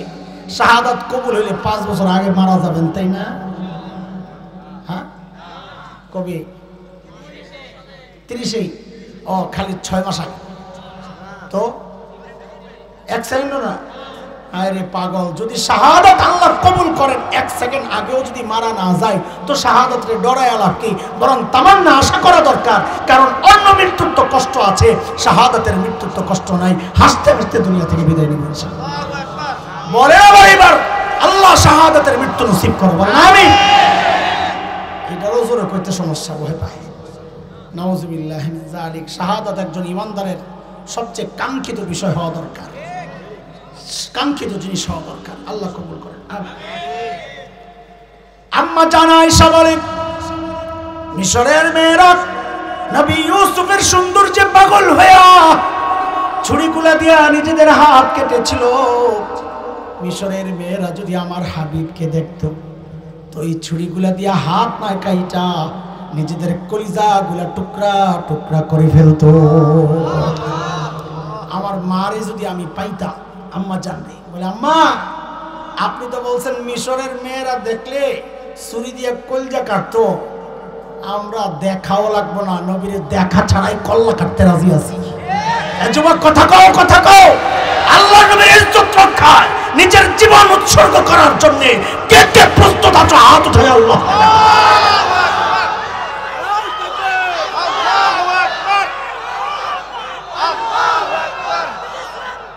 আল্লাহ কবুল করেন, আল্লাহ কবুল করেন। ওদের ভয়টা তো এই জায়গায়। এদেশের বহু যুবক নামাজ পড়ে না, দাড়ি নাই, কিন্তু ওকে যদি বলা হয় একজন নবীরে গালি দিছে, ও সব বরদাস্ত করতে পারে, নবীর বেইজ্জতি বরদাস্ত করতে পারে না। কথা কোন ঠিক কিনা? এদেশের মানুষ নৌকায় ভোট দেয়, ধানের শীষে ভোট দেয়, দাড়ি পাল্লায় দেয়, হাত পাকায় দেয়, কিন্তু নবীর বেইজ্জতি কোনো পক্ষই বরদাস্ত করে নাই, করবে না। ওদের ভয়টা এই জায়গায়। ওদেরকে আমরা এটাই চূড়ান্ত জানায়া দিতে চাই, পয়গাম সব জায়গায় হাত দিও না, আগুন নিয়ে খেলা করো না। আল্লাহর কসম খায়া বলি, আগুন নিয়ে খেলা করো না। ওই আগুন নিভানোর ক্ষমতা সাধ্য তোমাদের নাই। এই জায়গায় যদি স্পর্শকাতর জায়গায় যদি আঘাত করা হয়, আমরা সব ছাড়তে পারি, এখানে কোনো আপোষ করবো না ইনশাআল্লাহ। আমরা প্রায় বলি, আমি বলি, প্রায় বলি, মানচিত্র এবং আমার দিন আর শরিয়া এই দুই জায়গায় কোনো আপোষ নাই। আমরা অনেক বিক্ষিপ্ত, আমরা কেউ বিএনপি, কেউ আওয়ামী লীগ, কেউ জাতীয় পার্টি, কেউ জামাত, হেফাজত, কত দল আমাদের শেখ মাহমুদ হাসান দেওবন্দি একটা উদাহরণ দিয়েছেন, ওইটাই আমাদের জন্য চূড়ান্ত কথা। এই যে আমার হাতের 5টা আঙ্গুলের মাথাগুলো একসাথে না খোলা লাগা, এই মাথাগুলো লাগা না ফাঁকা ফাঁকা, কিন্তু যখন আমরা ভাত খাই তখন মাথাগুলো ফাঁকা ফাঁকা থাকে না একসাথে, বলে এটাই হচ্ছে চূড়ান্ত কথা। আমরা এখন অনেক বিভক্ত, কারণ কান্নাই তো ফাঁকা হয়ে বেরিয়েছে। কিন্তু যদি মানচিত্র আক্রান্ত হয় আর আমার দিন আর শরীর আক্রান্ত হয়, তখন কিন্তু খাওয়ানোর সময় সবাই একখানে হয়ে যাবে। কথা ঠিক কিনা বলেন? তখন আর বিভেদ বিভক্তি আমাদের থাকবে না, একসাথে আমরা প্রতিরোধ করবো ইনশাআল্লাহ। 1971 দেশ মুক্তির জন্য একবার মুক্তিযুদ্ধ হয়েছে, মানচিত্র রক্ষা, ঈমান রক্ষা। যদি আরেকটি যুদ্ধের প্রয়োজন হয়, আবার যুদ্ধ হবে ইনশাআল্লাহ, আবার যুদ্ধ হবে। প্রস্তুত আছি তো ইনশাআল্লাহ? থাকতে হবে দোস্ত। সব জায়গায় মিনমিন চলে না। রাজনীতির গন্ধ খুঁজেন না আমাদের এই কথাগুলোর মধ্যে। এটা রাজনীতির কথা না, এটা দেশ রক্ষার কথা, এটা ঈমান রক্ষার কথা। চলেন, বহুদূর চলে গেছি আমরা, আস্তে আস্তে হসপিটালে যাই। মনে আছে কথা? কি দিতে হবে? আল্লাহর নবীকে আল্লাহ সব দিছেন, যা কি দিছেন সেরা। বলেন কি দিছেন? আচ্ছা এবার জবাব দেন। ওই যে বাবা, মনে আছে? কোন বাবা? সাবাস বেটা। আচ্ছা ওই বাবা তার মেয়েকে এমন কোন ছেলের কাছে কি বিয়ে দিবে যেই ছেলের বাড়ি ঘর নাই? কথা বলেন। এমন কোন ছেলের কাছে বিয়ে দিবে যে ছেলের এলাকা অনুন্নত, ফসল হয় না, কিচ্ছু হয় না, না খায়া থাকে মানুষ, মারামারি করে, কানাকানি করে, দিবে? আপনি দিবেন?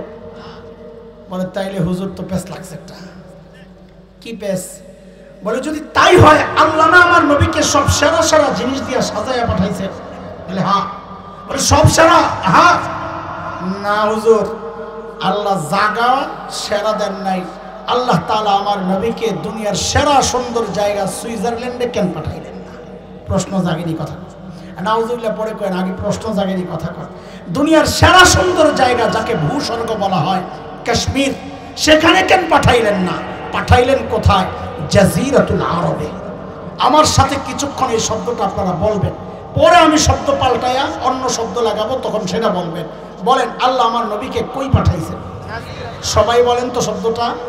জাজিরাতুল আরব বুঝেন? সৌদি আরব, আরব আমিরাত, ওই যে দুবাই, আবুধাবি, এগুলা, কাতার, কুয়েত, বাহরাইন, এই দেশগুলো মিলে যেই ভূখণ্ডটা, এটাকে বলে জাজিরাতুল আরব। তো বলেন আল্লাহ আমার নবীকে কই পাঠাইছেন? কোথায়? জাজিরাতুল আরব কোনো দেখতে সুন্দর জায়গা না। খলিল ইব্রাহিমের জবানে সূরা ইব্রাহিমে আসছে পরিচয় কি? ওয়াদিন গায়রি যি যারা, বৃক্ষলতাহীন, জলশূন্য, বালুকাময় জায়গা, গাছ নাই, ফল নাই, ফসল নাই, গাছগাছালি নাই, পানি নাই, কিচ্ছু নাই, এমন এক অনুন্নত জায়গায় আল্লাহ আমার নবীকে কেন পাঠাইলেন? প্রশ্ন জাগে না জাগে না? পাঠাইছেন কোথায়? সবাই বলেন তো। এখান থেকে আমাদের কথাগুলো এখন খুব সূক্ষ্ম হয়ে যাবে। চূড়ান্ত মনোযোগ ছাড়া এই সূক্ষ্ম কথা বোঝা যাবে না। আমরা একটা একটা প্রশ্ন করব, উত্তর দিব ইনশাআল্লাহ। ওই উত্তরে আবার প্রশ্ন জাগবে, আবার উত্তর দিব। এভাবেই কিছুক্ষণ আমরা আগাইতে থাকবো। আল্লাহর হস্তে বলি, এতক্ষণ তো চকলেট খাওয়াইছি, এখন আপনারা আমার চিকিৎসা হবে, ইঞ্জেকশনটা না নিয়ে আমরা যাবো না ইনশাআল্লাহ। তুমি কেমন রোগী, চকলেট খাওয়া যাও গা, ভালো না, বিল দিয়া যাইও। আল্লাহ বলেন আল্লাহ আমার নবীকে কই পাঠাইছে? জাজিরাতুল আরবের ভৌগোলিক অবস্থানটা কি, কোথায় আছে? দেখেন, বিশ্ব মানচিত্র খুলবেন, বিশেষ করে নতুন তরুণ উদীয়মান আলেম যারা, তাদেরকে বলছি যে কোনো বিষয় গভীর থেকে বুঝেন, বহু ফিতনার জবাব উম্মতকে বুঝায়া দেন। বিশ্ব মানচিত্র খুলেন, জাজিরাতুল আরবের অবস্থানটা দেখবেন।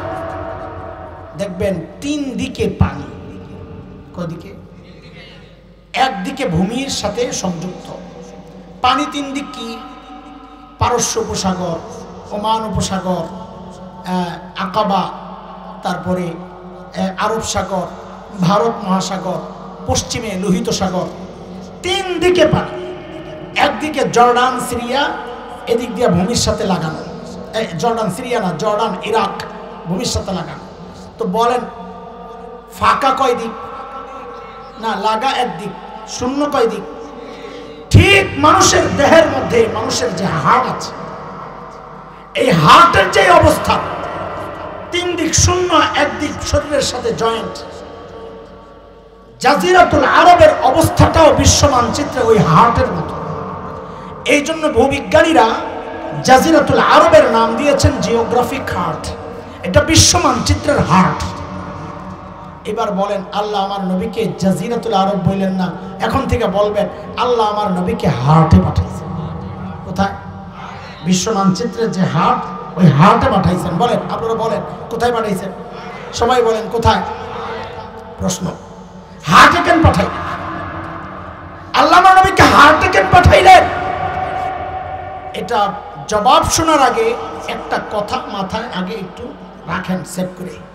আগে একটা কথা মুখস্থ করাইছি, হযরত ঈসা আলাইহিস সালামের বক্তব্য, ও বনি ইসরাইল, আল্লাহ আমাকে তোমাদের রাসূল বানায়া পাঠাইছেন, মনে আছে তো? এই দ্বিতীয় আরেকটা কথা মাথায় বসান, রেখে দেন সেভ করে, পরে আমরা বের করবো ইনশাআল্লাহ। সেটা হচ্ছে, বলেন আমার সাথে সবাই, আমাদের নবী হচ্ছেন একমাত্র বিশ্ব নবী। সবাই বলেন আমাদের নবী কি কি কি? বলেন সবাই, আমাদের নবী। সবাই বলেন তো আমাদের নবী একমাত্র বিশ্ব নবী কাকে বলে সেই ব্যাখ্যা আমরা পরে দিব ইনশাআল্লাহ তাআলা। আপাতত এই কথাটাই শুধু মাথায় ঢুকায় রাখেন। এবার বুঝেন আমাদের নবীকে আল্লাহ হার্টে কেন পাঠাইছেন, বিশ্ব মানচিত্রের হার্টে কেন পাঠাইছেন? দেখেন, জবাব শুনে। আমার নবী দুনিয়ায় আসার আগ পর্যন্ত দুনিয়ার জগতের যত দার্শনিক ছিল, তখন রোমান দর্শন, গ্রিক দর্শন, পারস্য দর্শন, ব্যাবিলন, ইরাকি, মিশরি, প্রাচীন যত দর্শন ছিল, সমস্ত দার্শনিকের বক্তব্য ছিল মানুষকে নিয়ন্ত্রণ করে তার ব্রেইন। কে কে? সর্বপ্রথম আমাদের উম্মি নবী সাল্লাল্লাহু আলাইহি ওয়াসাল্লাম সারা দুনিয়ার দার্শনিকদের বিরুদ্ধে দাঁড়ায়া ঘোষণা দিলেন, না, মানুষকে তার ব্রেন নিয়ন্ত্রণ করে না, মানুষকে নিয়ন্ত্রণ করে তার হার্ট। কে? আল্লাহর হাবিব ঘোষণা দিলেন, আলা ওয়া ইন্না ফিল জাসাদি মুদগাহ ইযা সালাহাত সালাহাল জাসাদু কুল্লু ওয়া ইযা ফাসাদাত ফাসাদাল জাসাদু কুল্লু আলা ওয়া হিয়াল কলব। এরে আমার উম্মত, মানব দেহের মধ্যে একটা গোশতের টুকরা আছে, ওই গোশতের টুকরা যদি ঠিক থাকে গোটা বডি ঠিক, ওই গোশতের টুকরা যদি নষ্ট হয়ে যায় গোটা বডি বরবাদ। আল্লাহর হাবিব বলেন ওই গোশতের টুকরাটা হচ্ছে মানুষের কলব, হার্ট। কি কি? তো নবী কি বললেন? হার্ট ঠিক তো বডি ঠিক। বলেন এতটুকু কি বলেন আমার সাথে? হার্ট ঠিক তো? বলেন হার্ট ঠিক তো? কে বলেছেন? নবী আলাইহিস সালাম। বলেন কে বলেছেন? হার্ট ঠিক তো? বলেন হার্ট ঠিক তো? এতদিন এই হাদিস দিয়ে তো পিসাব হুজুররা ওয়াজ করছে, হার্ট ঠিক, কলব ঠিক করার কামও তো করে পিসাবরা। আমি তো আর পিসাব না, আমি তো মুরিদ সাহেব। তো এই জন্য আমি এই হাদিস কলব পরিষ্কারের মেহনতের ব্যাপারে আমি এই হাদিস ব্যবহার করি না, আমি ব্যবহার করি আমার জায়গা মতো আরেক জায়গায়। কি সেটা? নবী বলেছেন হার্ট ঠিক তো বডি ঠিক। এবার বুঝেন আল্লাহ আমার নবীকে দুনিয়ার হার্টে কেন পাঠাইছেন? আমার নবী যেন কি একমাত্র, বলেন একমাত্র, আল্লাহ আমার নবীকে বিশ্ব মানচিত্রের হার্টে পাঠায়া যেন বলছেন, হাবিব আপনি সারা দুনিয়ার নবী, একমাত্র বিশ্ব নবী। এই অল্প সময়ে অল্প পরিসরে সারা দুনিয়ায় দিন প্রচার করা আপনার জন্য কষ্টসাধ্য ব্যাপার, আপনার কষ্ট হয়ে যাবে। আপনি হার্টে পাঠায়া দিলাম, আপনি বিশ্ব মানচিত্রের হার্টে মেহনত করেন, হার্ট যদি ঠিক হয়ে যায় আমি গোটা দুনিয়ার বডি ঠিক করে দেব। এর চরম বাস্তবতা হচ্ছে আজকের হার্ট আরব বিশ্ব ওই শাসকদের ঈমান, আমল, আকীদায় পচন ধরেছে, হার্টে পচন ধরেছে, গোটা দুনিয়ায় পচন ধরেছে। আমি চ্যালেঞ্জ করছি, এখন ওই হার্টের মুসলমান, আরব বিশ্বের মুসলমান, বিশেষত শাসকরা যদি ঠিক হয়ে যায়, ইসরায়েল কেন, আমেরিকা কেন, সারা দুনিয়া আরব বিশ্বের গোলামি করতে বাধ্য। কথা ঠিক কিনা? কেন? হার্ট ঠিক তো? বলেন হার্ট ঠিক তো? আমার নবীকে আল্লাহ হার্টে পাঠাইছেন কেন বুঝছেন? এখন ভালো করে বুঝেন নাই তো দুইটা উদাহরণ বুঝেন, তাহলে আরো ভালো করে বুঝবেন। ধরেন এটা একটা পুকুর, পুকুর চিনেন না? কি বলে এলাকায়? আপনি একটা ঢিল ছুঁড়েছেন পুকুরের ঠিক মাঝখানে, তো ঢেউটা সমান তালে চারদিকে ছড়াবে, তাই না? কিন্তু আপনি যদি একদিকে মারেন এক সাইডে, তো ঢেউটা একদিকে শক্তিশালী ভাবে দ্রুততম সময়ে আশ্রে পড়বে, কিন্তু আরেক দিকে যেতে যেতে দুর্বল হয়ে যাবে, দেরি হয়ে যাবে। কথা ঠিক কিনা? আল্লাহ তাআলা আমার নবীকে যেহেতু একমাত্র বিশ্বনবী বানাইছেন, এই জন্য আল্লাহ গোটা দুনিয়ার মাঝখানে হাটে পাঠাইছেন। কেন? যেন হেদায়েতের নূর সমান তালে চারদিকে ছড়ায় যায়। আরেকটা উদাহরণ শুনেন, বড় মজার। এটা বলেই আমরা আমাদের মূল পয়েন্টের দিকে চলে যাব। মনে রেখেন, ভয়ঙ্কর এক ফিতনা নিয়ে আলোচনার জন্য লম্বা ভূমিকা সাজাইছি। আমাদের একজন বড় মুফাসসির ছিলেন ঢাকার, ওলামারা চিনবেন, হযরত মাওলানা আব্দুল গফফার রাহমাতুল্লাহি আলাইহি। খুব দারুণ আলোচনা করতেন, তবে সাদা সিধা কথাবার্তা ছিল মানুষটার। শেখুল হাদিস আল্লামা আজিজুল হক রাহমাতুল্লাহি আলাইহির সঙ্গে কথাবার্তা বলতেন খুব সাধারণভাবে, কিন্তু খুব রসিক কথাবার্তা, রসিক ছিলেন, কথাবার্তার মধ্যে রস ছিল। আমাদের মতো তো ভুমভাঙা ছিল না, সাদামাটা মানুষ। হযরত এক গল্প শোনাইছেন, ওই গল্পকেও আমি আমার এই জায়গায় কাজে লাগাই। দেখেন কি তিনি বলেন, আমরা ইন্ডিয়াতে গেছি, আলেমদের এক কাফেলা, বড় প্লেটের মধ্যে দিছে গরম খিচুড়ি খেতে, একদম গরম টাটকা, ধোয়া উঠতেছে। ওই খিচুড়ির ঠিক মাঝখানে দিছে ঘি। কি বলেন না? ওই একটু আঙ্গুলে মাথা দিয়ে ঘি লাগাইয়া খিচুড়ি দিয়া খাইলে বড় মজা লাগে রে, দারুণ টেস্ট। বলা ভাই মোকলারা শুরু করছে, এবার যে খাইস বেহাইয়া সোসা। তো চারপাশে মৌলবীরা বসছেন, তো পশ্চিম দিকে যেই মৌলবী উনি হঠাৎ করে করলেন কি, আচ্ছা উনি কি করছেন এটা পরে বুঝেন, একটু আগে বুঝেন। ইসলাম মুসলমান সর্বপ্রথম হিজরত করছে কোন দিকে? আবিসিনিয়া, মাশাআল্লাহ। মক্কা থেকে কোন দিকে? এটা পশ্চিমে। বলেন কোন দিকে? লোহিত সাগরের পশ্চিম পার। আজকের দুনিয়ায় লোহিত সাগরের পশ্চিম পার ইথিওপিয়া, এরিত্রিয়া যেই অঞ্চল, ওইটাই হচ্ছে নবীযুগের হাবশা। তো বলেন আবার মক্কা থেকে কোন দিকে? পশ্চিম দিকে যেই মাওলানা বসছেন উনি করছেন কি, হঠাৎ করে ঘিয়ের মধ্যে আঙ্গুলটা ঢুকাইয়া নিজের দিকে একটা টান মারে আর বলে কি, ইসলাম প্রথমে মক্কা থেকে হাবশার দিকে হিজরত করছে। ওই যে ঘি মাঝখানে ঘিরে বানাইছে ইসলাম, ইসলাম মাঝখানে আইছে। ঘি তো গরমের তাপে গইলা যেই রাস্তা পাইছে সব ঘি ছুটছে ওইদিকে। এখন উত্তর দিকের মৌলবী কি করছে, দেরি করে নাই, তাড়াতাড়ি আঙ্গুলটা ঢুকায় নিজের দিকে একটা টান মারে আর বলে এরপর ইসলাম মক্কা থেকে মদিনার দিকে হিজরত করছে। এখন ঘি ছুটছে কোন দিকে? মদিনার দিকে আর হাবশার দিকে, পশ্চিম দিকে। আব্দুল গাফফার সাহেব বলেন, আমি দেখলাম যে মক্কা মদিনাওয়ালার হাবশাওয়ালা তো ঘি সব খায় লেব, আমি আর দেরি করলাম না, তাড়াতাড়ি হাতাগুলারে বইটা ওই ঘিটারে পুরা খিচুড়ির মধ্যে মাখলাম আর বললাম এরপর ইসলাম সারা দুনিয়ায় ছড়ায় গেছে। এর দোস্ত, আল্লাহ ইসলাম নামক ওই ঘি দুনিয়ার মাঝখানে পাঠানোর কারণেই আমি আর তুমি সময় মতো ইসলামের দাওয়াত পেয়ে গেছি, আলহামদুলিল্লাহ। এই যে এতক্ষণ কথাগুলো বললাম, আপনারা কি বুঝেছেন আমার কথা? কোনো কথা কি অস্পষ্ট আছে আপনাদের? এটা আমার জন্য চরম ব্যর্থতা হবে। এবার বুঝেন এতক্ষণের এই ভূমিকা আমি কেন সাজাইছি, এইবার বুঝেন। দোস্ত, বাংলাদেশের আকাশে শকুনের আনাগোনা পরিলক্ষিত হচ্ছে, শকুন ঘুরতেছে। ও যুবক, তোমাদের কান খোলে, দিল খোলে এই কথাগুলো বেশি শোনা দরকার। কারণ ওই শকুন যখন ছোবল মারবে তখন এই বুড়া আরো বুড়া হবে, এই বুড়ার হাতে লাঠি আসবে, ভর দিয়া চলবে, তখন ওরা এসে কিন্তু পিটা এই হাসান জামিল বুইরারে দিবে না, দিবে তুমি যুবকরে। কেন জানো? আমরা যখন দেওবন্দে ধরপাকড় শুরু হয়েছে, হঠাৎ করে বিজেপি আয়া ধরপাকড় শুরু করছে, তা আমি তখন খুব চিকনা চাকনা হ্যাংলা ছিলাম, পাতলা একেবারে। আমাদের সাথে একটা মোটা ছিল, এই মোটা কালা। তা আমরা মাদ্রাসার যে ছাত্রাবাস ওখানেই ঘুমাইতাম, অজায়া ঘুমাইতো ছাদে। তা আমি জিজ্ঞেস করি, দোস্ত তুই ছাদে ঘুমাস কেন? ও বলে কি, তোদেরকে যদি পুলিশে পায় তো পিঠা একটা দিয়ে আরেকটা দিতে মায়া লাগবে, আর আমারই যদি পায় পিঠা এসে কি মজাটা পাই বলে। ঠিক এই কথাটা মনে পড়ছিল, বাংলাদেশের এক বড় পেটওয়ালা পিসাব মসজিদ না বন্ধ, তখন আমার মনে পড়ছে যা কবরে ফিরিস্তারা পিঠে যে কি মজাটা পাইব তোরে। এর দোস্ত, এই বুড়া করে পিঠা এত মজা পাইব না, পিঠা যা দেওয়ার তোর উপরে দিবি। এই জন্য তোর সচেতন বেশি হওয়া দরকার। সেটা হচ্ছে বাংলাদেশের এই উত্তরবঙ্গ, আপনাদের এই অঞ্চলটা, সেই ঠাকুরগাঁ, পঞ্চগড়, দিনাজপুর থেকে রংপুর, এই নওগাঁ, রাজশাহী, এই পুরো অঞ্চল এবং পার্বত্য অঞ্চল, এই বিশেষ দুইটা অঞ্চল খ্রিস্টান মিশনারি এবং কাদিয়ানিরা হাজার হাজার নয় লক্ষ লক্ষ মুসলমানকে খ্রিস্টান বানাচ্ছে। গত কয়েক বছর আগে দিনাজপুরে আমরা এক দাওয়াতি কাফেলা নিয়ে আসছিলাম, মুরতাদদেরকে দাওয়াত দিয়ে ইসলামে ফেরত আনার জন্য।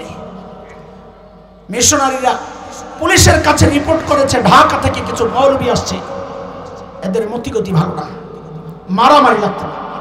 পুলিশ আমাদেরকে ডাকাইছে, ও ভাই আপনারা কারা, কেন মারামারি করতে চান? তা আমি তো তখন হ্যাংলা ছিলাম, আমি বলি ভাই আমার দেখে কি মনে হয় আমি মারামারির প্লেয়ার। তো কি জন্যে আসছে? আসছে আমার মুরতাদ ভাইরে দাওয়াত দিয়ে ঘরে ফেরত নিতে। তখন পুলিশ আমাদেরকে একটা প্রশ্ন করেছে, দোস্ত পুলিশ দিনদারি ছিল কিন্তু সে তার নবী চেনে না, এই জন্যই প্রশ্ন করেছে। আমিও যদি আপনাদের সামনে এই প্রশ্নটা পেশ করি, আমার বিশ্বাস ভুল হোক, কিন্তু সমাজ আমি চিনি, সেই চেনা জায়গা থেকে বলছি, এখানে এমন অনেক পাওয়া যাবে যারা চিন্তা করবে হ্যাঁ পুলিশের কথা তো ঠিকই আছে। পুলিশ কি বলে জানেন? হুজুর, ইসলামের দাওয়াত সারা দুনিয়ায় চলে, ইউরোপ, আমেরিকা, অস্ট্রেলিয়া, আফ্রিকা, সারা দুনিয়ায় ইসলামের দাওয়াত চলে, আমাদেরকে কেউ আটকায় না। তো খ্রিস্টানরা বাংলাদেশে এসে ওদের ধর্মের প্রচার করলে আমরা কেন বাধা দিই? সমস্যাটা কোথায়? যার যার ধর্মের প্রচার সে করবে। দেখছেন কথা সুন্দর না? এটা যার যার ধর্মের প্রচার সে করবে, কথা তো সুন্দর, কিন্তু দোস্ত সাপের মাথা দেখছেন? কথা বলেন, সাপের মাথা দেখছেন? দেখছেন তো মনোযোগ দিয়ে দেখেন নাই, ভয়ে তাড়াতাড়ি মুখ ফিরে এনেছেন। আরেকবার দেখলে দাঁত কামড়াইয়া ভালো করে দেখবেন, দেখবেন কি সুন্দর ডিজাইন। কম্পিউটারে এত সুন্দর ডিজাইন বের করতে পারবে না, এত সুন্দর ডিজাইন। কিন্তু দোস্ত সব সুন্দর সুন্দর না, কিছু সুন্দরের ভেতরে বিষও থাকে। কথা ঠিক কিনা বলেন? ওই যে পুলিশের কথা, যার যার ধর্মের প্রচার সে করবে, কথা তো সুন্দর কিন্তু ভিতরে বিষ। কেন? এটাই একটু বুঝেন। এটা বোঝানোর জন্য এত লম্বা ভূমিকা সাজাইছি। কেন মুসলমান সারা দুনিয়া ইসলামের প্রচার করতে পারে, কেন খ্রিস্টান সহ অন্য কোন ধর্মের মানুষ বাংলাদেশ নয় দুনিয়ার কোথাও তাদের ধর্মের প্রচার করার নৈতিক অধিকার রাখে না কেন? কারণ হচ্ছে, বলেন আমাদের নবী কি ছিলেন? একমাত্র বিশ্বনবী। একমাত্র ছুটে গেলে ঝামেলা বাগাইলে বা তুমি বলেন আমাদের নবী কি ছিলেন? আমি পেছনে ওয়াদা দিছিলাম একমাত্র বিশ্বনবী কাকে বলে আমরা ব্যাখ্যা দিব, মনে আছে? এই যে ব্যাখ্যার সময় আসছে। একমাত্র বিশ্বনবী, আপনাদের মাথায় একটা জিনিস ঘুরতেছে আমি জানি, আমি ওইটাই বলছি না। একমাত্র বিশ্বনবীর অর্থ তিনটা। যুবক আলেমরা বলেন কয়টা? আমার ভাইরা, আমার সন্তানেরা, এগুলো আপনাদের বেশি বোঝা দরকার, উম্মতকে বুঝাইতে হবে। গোড়া থেকে গভীর থেকে জিনিসটা উপলব্ধির চেষ্টা করেন। বলেন একমাত্র বিশ্বনবীর অর্থ কয়টা? এক নম্বর অর্থ, আমার নবী দুনিয়ায় আসার আগ পর্যন্ত আল্লাহ যত নবী দুনিয়ায় পাঠিয়েছেন সমস্ত নবীর টাইম ছিল নির্ধারিত, যে এই টাইম পর্যন্ত আপনার নবুয়ত, এরপরে নবুয়ত স্থগিত। আমার নবী একমাত্র বিশ্বনবী যাকে আল্লাহ কোনো টাইম দেন নাই। আপনি খাতামুন নবিয়্যিন, আপনার পরে আমি আর কোনো নবী পাঠাবো না, আর কোনো নবী হবে না। আপনি একমাত্র নবী, যার পরে আর কোনো নবী আসবে না। বলবেন না, আমি এই জন্য চুপ করেছি। বলেন হবে না। বলেন আপনার পরে আর কোন নবী হবে না। আসবেন না বললেই ওরা আস্তে করে গুতা মারতে চায়। এই হযরত ঈসা আলাইহিস সালাম আবার আসবেন না, আসবেন না, তা আপনারা বললেন আসবে না। এই জন্য একটু ঘুরাইয়া বলতে হবে, কথা সহি আপনাদেরটা, ওরা যেন প্রশ্ন করতে না পারে, ফাঁক ফুকুর বন্ধ করে কথা বলবেন। তো বলেন আমাদের নবী আর পরে আর কোন নবী হবেন না। নবী আসবেন কিন্তু তিনি আগে নবী ছিলেন, এখন আসবেন এমনি কিন্তু নবী হিসাবে না। এই জন্য নবী আর আসার কোনো সুযোগ নাই, হওয়ার কোনো সুযোগ নাই। হযরত ঈসা আসবেন উম্মত হইয়া। মুহতারাম হাজরিন, দুই নম্বর অর্থ, কিসের অর্থ বলতেছি? একমাত্র বিশ্বনবী। বলেন ভুলে যায়েন না, জটিল বিষয় আমি সহজ করার জন্য এত লম্বা ভূমিকা সাজাইছি। বলেন কিসের অর্থ বলতেছি? একমাত্র বিশ্বনবীর এক নম্বর অর্থ, সমস্ত নবীর কি ছিল? টাইম কি ছিল? ফিক্সড, নির্ধারিত। আমার নবীর কোনো কি নাই টাইম, তিনি কিয়ামত পর্যন্ত খাতামুন নবিয়্যিন, তারপর আর কোনো নবীই হবেন না। দুই নম্বর অর্থ, আমার নবী দুনিয়ায় আসার আগ পর্যন্ত আল্লাহ যত নবী দুনিয়ায় পাঠিয়েছেন সমস্ত নবীর অঞ্চল, এরিয়া ছিল নির্ধারিত। আপনি এই এরিয়ার জন্য নবী। বলে আপনার এই কথার প্রমাণ কি? বলে প্রমাণ আজকের যে বিকৃত বাইবেল ওরা প্রচার করে, সেই বিকৃত বাইবেলের মধ্যে হযরত ঈসার বক্তব্য আসছে। হযরত ঈসা বলেছেন আল্লাহ আমাকে ফিলিস্তিনের একটা নির্দিষ্ট অঞ্চলের নবুয়ত দিয়ে পাঠাইছেন। ধরে নিলাম আজকের ইসরায়েল, ওইটা হচ্ছে হযরত ঈসার নবুয়তের কর্মক্ষেত্র। আমার নবী একমাত্র বিশ্বনবী যাকে আল্লাহ রাহমাতুল লিল আলামিন ঘোষণা দিয়েছেন। তিনি নির্দিষ্ট কোনো ভূখণ্ডের নবুয়ত দিয়ে আল্লাহ তাকে পাঠান নাই, তিনি সারা দুনিয়ার নবী। ইউরোপ, আমেরিকা, অস্ট্রেলিয়া, আফ্রিকা, সারা দুনিয়ার নবী তিনি। তিনি নির্দিষ্ট কোনো অঞ্চল আর ভূখণ্ডের নবী না। তিন নম্বর অর্থ, কিসের অর্থ? একমাত্র বিশ্বনবী। আমার নবী দুনিয়া আসার আগ পর্যন্ত আল্লাহ যত নবী দুনিয়ায় পাঠিয়েছেন সমস্ত নবীর কওম সম্প্রদায় ছিল নির্ধারিত। আমার নবী একমাত্র বিশ্বনবী যাকে আল্লাহ নির্দিষ্ট কোনো সম্প্রদায়ের নবুয়ত দিয়ে পাঠান নাই। তিনি ইহুদি, খ্রিস্টান, হিন্দু, বৌদ্ধ, মগ, মুরান, গারো, চাকমা, কুকি, সাঁওতাল, টিপরা সহ যত জাতি দুনিয়ায় বাস করে সমস্ত জাতির নবুয়ত দিয়ে আল্লাহ আমার নবীকে পাঠাইয়া বলছেন ওমা আরসালনাকা ইল্লা কাফাতাল লিন্নাস, আপনাকে গোটা মানব জাতির জন্য আমি রাসূল বানাইয়া পাঠাইয়া দিয়েছি। এই পর্যন্ত কথা বুঝছেন? এবার বুঝেন কেন মুসলমান সারা দুনিয়া ইসলামের প্রচার করতে পারে, কেন অন্যরা পারবে না। এটা একটা উদাহরণ দিয়ে বুঝেন। আমাদের এই অঞ্চলের বর্তমান এমপি সাহেব কি? আব্দুল জলিল সাহেবের ছেলে। আচ্ছা আচ্ছা,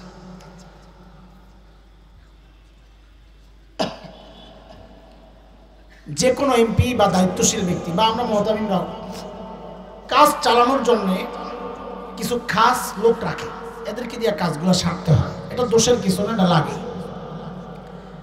আমাদের ওই জলিল সাহেবের যে বেটা সাহেবজাদা বর্তমান এমপি সাহেব, তারও কিছু খাস লোক আছে যারা তার হয়ে সমাজে কাজগুলো সারে।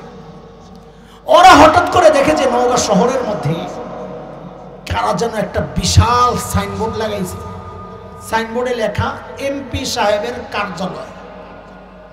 ওরা বলে কিরে, কে এমপি সাহেবের কার্যালয় খুললো? আমরা জানি না, আমরা খাস লোক। চল তো যায় দেখি, খবর লই। যা জিজ্ঞেস করছে, এটা কার অফিস? বলে এমপি সাহেবের। তোমরা কারা? এমপি সাহেবের লোক। আরে কোন এমপি? তোরা বলে কি জানে সাদেক হোসেন খোকা। কোন এমপি? সাদেক হোসেন খোকা অনেকে চিনেন না, এই জন্য আপনার মুখে হাসি আসে নাই। যারা চিনছে তারা হেসে দিয়েছে। সাদেক হোসেন খোকা 25 বছর আগে ছিলেন ঢাকা 7 কোতোয়ালি আসন, সূত্রাপুর কোতোয়ালি আসন, ঢাকা 7 আসনের সংখ্যা নাম্বার।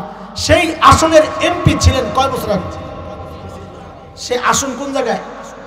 কোন জায়গায়? ঢাকা 7। বলেন কোন জায়গায়? কয় বছর আগে? হ্যাঁ, অফিস খুলছে কোন জায়গায়? নওগাঁয়। যে এই কথা বলছে ওরা ধৈরা কইনা 25টা পিঠা লাগাইছে। কয়টা? জোরে কর না, কয়টা? এখন তো ওরা কান্নাকাটি কইরা পিঠা খাইয়া আইসে আপনার কাছে বিচার লইয়া। ধরেন আপনার প্রত্যেকেই ধরেন আপনার কাছে বিচার নিয়ে আসছে। আপনি ইমানদার এক পক্ষের কথা শুনেন না, তো ওদেরকেও ডাকাইছেন, এই একটু আসো। তোমরা বলে ওখানে 25টা করে বাড়ি দিছো? কয় জি দিছি। কেন দিছ? কয় 2 অপরাধ। এই খেয়াল করেন, কয় অপরাধ? কি 2 অপরাধ? বলে যেই সাদেক হোসেন খোকার অফিস ওরা এমপি হিসাবে খুলছে, ওই সাদেক হোসেন খোকার আসন নওগাঁ সদর না, ঢাকা 7 কোতোয়ালি আসন। অফিস খুলবি তো ওখানে যায় খোল, এখানেই এক অপরাধ। 2 নম্বর অপরাধ, বলে যেই সাদেক হোসেন খোকার এমপির বইলা অফিস খুলছে, ওই সাদেক হোসেন খোকার এমপির টার্ম শেষ হয়েছে 25 বছর আগে। এই জন্য গইনা কয়টা বড় পিঠা লাগাইছে? 25টা। এখন আপনারাই বলেন বিচার কি করবেন? অফিস খোলার এই পাগলামি ঠিক আছে না পিঠা দেওয়া ঠিক আছে? হ্যাঁ হ্যাঁ, জোরে কোন তো, আরো জোরে। এটা খুব ভালো বিচার করতে পারেন আপনারা। আর দিনের ব্যাপার আসলে আস্তে ঘুরে যান, যার যার ধর্মের প্রচার যে করবে। এবার বুঝে কেন খ্রিস্টানরা বাংলাদেশে ওদের ধর্মের প্রচার করতে পারবে না? ওদের অপরাধ একটা না, ওদের অপরাধ 2টা না, ওদের অপরাধ 3টা। বলেন কয়টা? কয়টা অপরাধ? কেন 3 অপরাধ? 1 নম্বর অপরাধ, যেই নবী ঈসার ধর্মের প্রচার ওরা বাংলাদেশে করছে, ওই নবী ঈসার আসন বাংলাদেশ না। তিনি নিজে বলেছেন, আল্লাহ আমাকে ফিলিস্তিনের একটা নির্দিষ্ট অঞ্চলের নবুয়ত দিয়ে পাঠাইছেন। খ্রিস্টান ধর্মের প্রচার যদি করতে হয় যাইয়া ইসরায়েলে যাইয়া করো, বাংলাদেশে আসছো কেন? কয় অপরাধ জানো? 1 নম্বর গেল। 2 নম্বর অপরাধ, যেই নবী ঈসার ধর্মের প্রচার ওরা করছে, ওই নবী ঈসাকে আল্লাহ মুসলমানদের নবুয়ত দিয়ে পাঠান নাই। তিনি নিজে বলেছেন, ওই যে শুরুতে মুখস্থ করাইছি, ইয়া বনি ইসরাইল ইন্নী রাসূলুল্লাহ ইলাইকুম।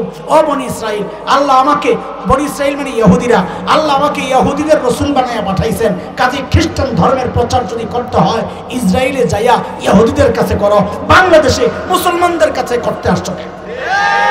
কয় অপরাধ গেল? 3 নম্বর অপরাধ, যেই নবী ঈসার ধর্মের প্রচার ওরা করছে, ওই নবী ঈসার নবুয়তের টার্ম শেষ হয়ে গেছে 1500 বছর আগে। কত 25 বছর আগে এমপির টার্ম শেষ হয়েছে।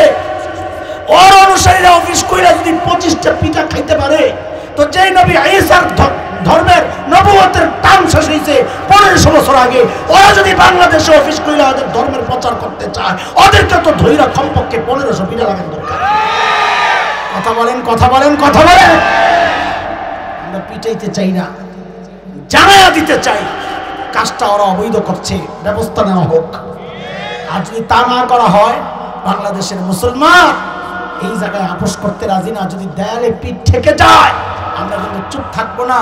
তবে চূড়ান্ত অ্যাকশনের আগে ওদেরকে একটু জানায়া দিতে চাই, এই প্রজন্মের পয়গাম শোনায়া দিতে চাই, কুলাঙ্গাররা তোরা তোদের পূর্বপুরুষের ইতিহাস জানোস কিনা আমরা জানি না, আমাদেরটা জানোস কিনা জানি না, আমরা উভয়টাই জানি। সেটা হচ্ছে তোদের পূর্বপুরুষের ইতিহাস হচ্ছে কি পালানো? আমাদের পূর্বপুরুষের ইতিহাস হচ্ছে রক্ত দেওয়া।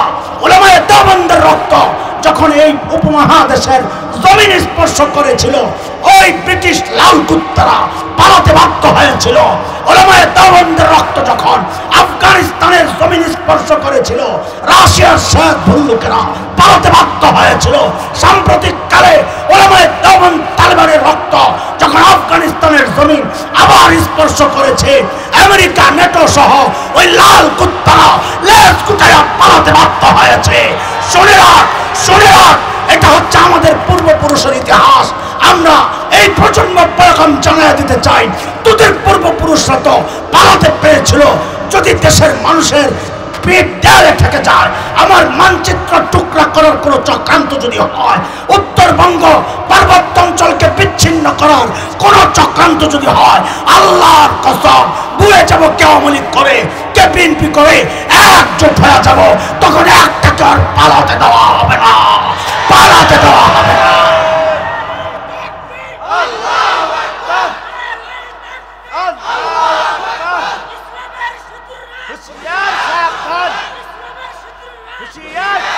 মোহতারাম হাজরিন, এতক্ষণ তো আরেকজনদের উপর দিয়ে গেছে, এবার আমগো কিছু কওয়া লাগে না। বাদ বলে মানুষের পিঠে নাম করে পিঠে না। হ্যাঁ পোলাপান কথা কও, ঢুকমো ভিতরে, ঢুকমো ভিতরে, ঢুকবো মুসিবত হইব তো পরে। আমি তো খাই নাই, পরে না খাওয়াই বিদায় করবেন না তো। আল্লাহ শোনেন, নওগাঁয় আসছে এক বেটা বিয়ে করতে, ওই যে বক্তার মতো আইতে দেরি হয়েছে, আসরের আজান দিয়ে দিচ্ছে। এখন শ্বশুর মশাই ঘটকরে বলতেছে, ভাই সাহেব জামাই তো আমারই, বিয়া পরে হোক, আগে খাওয়ান দাওয়ান শেষ হোক, কারণ ঠান্ডা বাসি খাবার খাওয়াইলে এই জামাই সারা জিন্দিগি আমার মেয়েরে খোটা দিবে। তোর বাপে তো প্রথম দিনই আমার পুরান বাসি খানা খাওয়াইছে। আচ্ছা বলেন, এমনটা হয় কি না যে বিয়ে পরে হবে, খানা দানা শেষ হোক, এমন হয়? কথা বলেন, হয়? হয় কথা বলেন, হয়? তো জামাইয়ের সামনে বিশাল খাবারের ডিশ, জামাইও তো মাশাআল্লাহ স্মার্ট জামাই। কথা কও, কি জামাই? স্মার্ট জামাই বুঝেন? স্মার্টের নানান পরিচয় আছে। বেডিরা স্মার্ট মানে কি? প্যান্ট পরা, টি শার্ট পরা, ওড়না ছাড়া রাস্তায় ঘুরে স্মার্ট। পোলাগো স্মার্ট, ওই যে সামনে যে প্যান্টের ভালো প্যান্ট একটা ছিঁড়া লগে কুত্তা একটা লয়া ঘুরে স্মার্ট। জামাই স্মার্ট মানে আগের দিনের জামাই দেখলেই চিনা গেছে ওইটা জামাই। কেমনে? রুমাল টুমাল দিয়ে মুখ টুকে ঢেকে বসে গেছে। এখনের স্মার্ট জামাই রুমাল টুমাল নাই, হ্যাঁ খালি ঘুরায় এদিক ওদিক, দেখে যেন হ্যাঁ বোনাস খুঁজতেছে। কিরে বেহায়ার গোষ্ঠী কথা কয়। এখন স্মার্ট জামাইয়ের সামনে বিশাল ডিশ, আস্তা মুরগি, আস্তা খাসি, নানান ধরনের কাবাব, রোস্ট টোস্ট, টিয়া টিয়া, সেরা সেরা খাবার। আচ্ছা বলেন তো, বিয়ের মজলিসে প্রধান মেহমান কে? কে? সবাই বলেন কে? বর, জামাই। সবচেয়ে সেরা খাবারটা কার সামনে পেশ করা হয় বলেন? কোন জামাই? আমাদের উদাহরণের জন্য কোন জামাই? স্মার্ট জামাই। স্মার্ট জামাইয়ের সামনে সেরা সেরা খাবার, সে আজকের সেরা মেহমান। কিন্তু স্মার্ট জামাই তো খালি এদিক ওদিক তাকায়, ও তাকায় রয়েছে প্যান্ডেলের বাইরে একটা বড় ভাণ্ড রাখা হয়েছে, ডেকোরেটররা রাখছে কেন? ওই মানুষের খাবার যেটা নষ্ট হয়েছে ওইটা নিয়ে ফেলায়।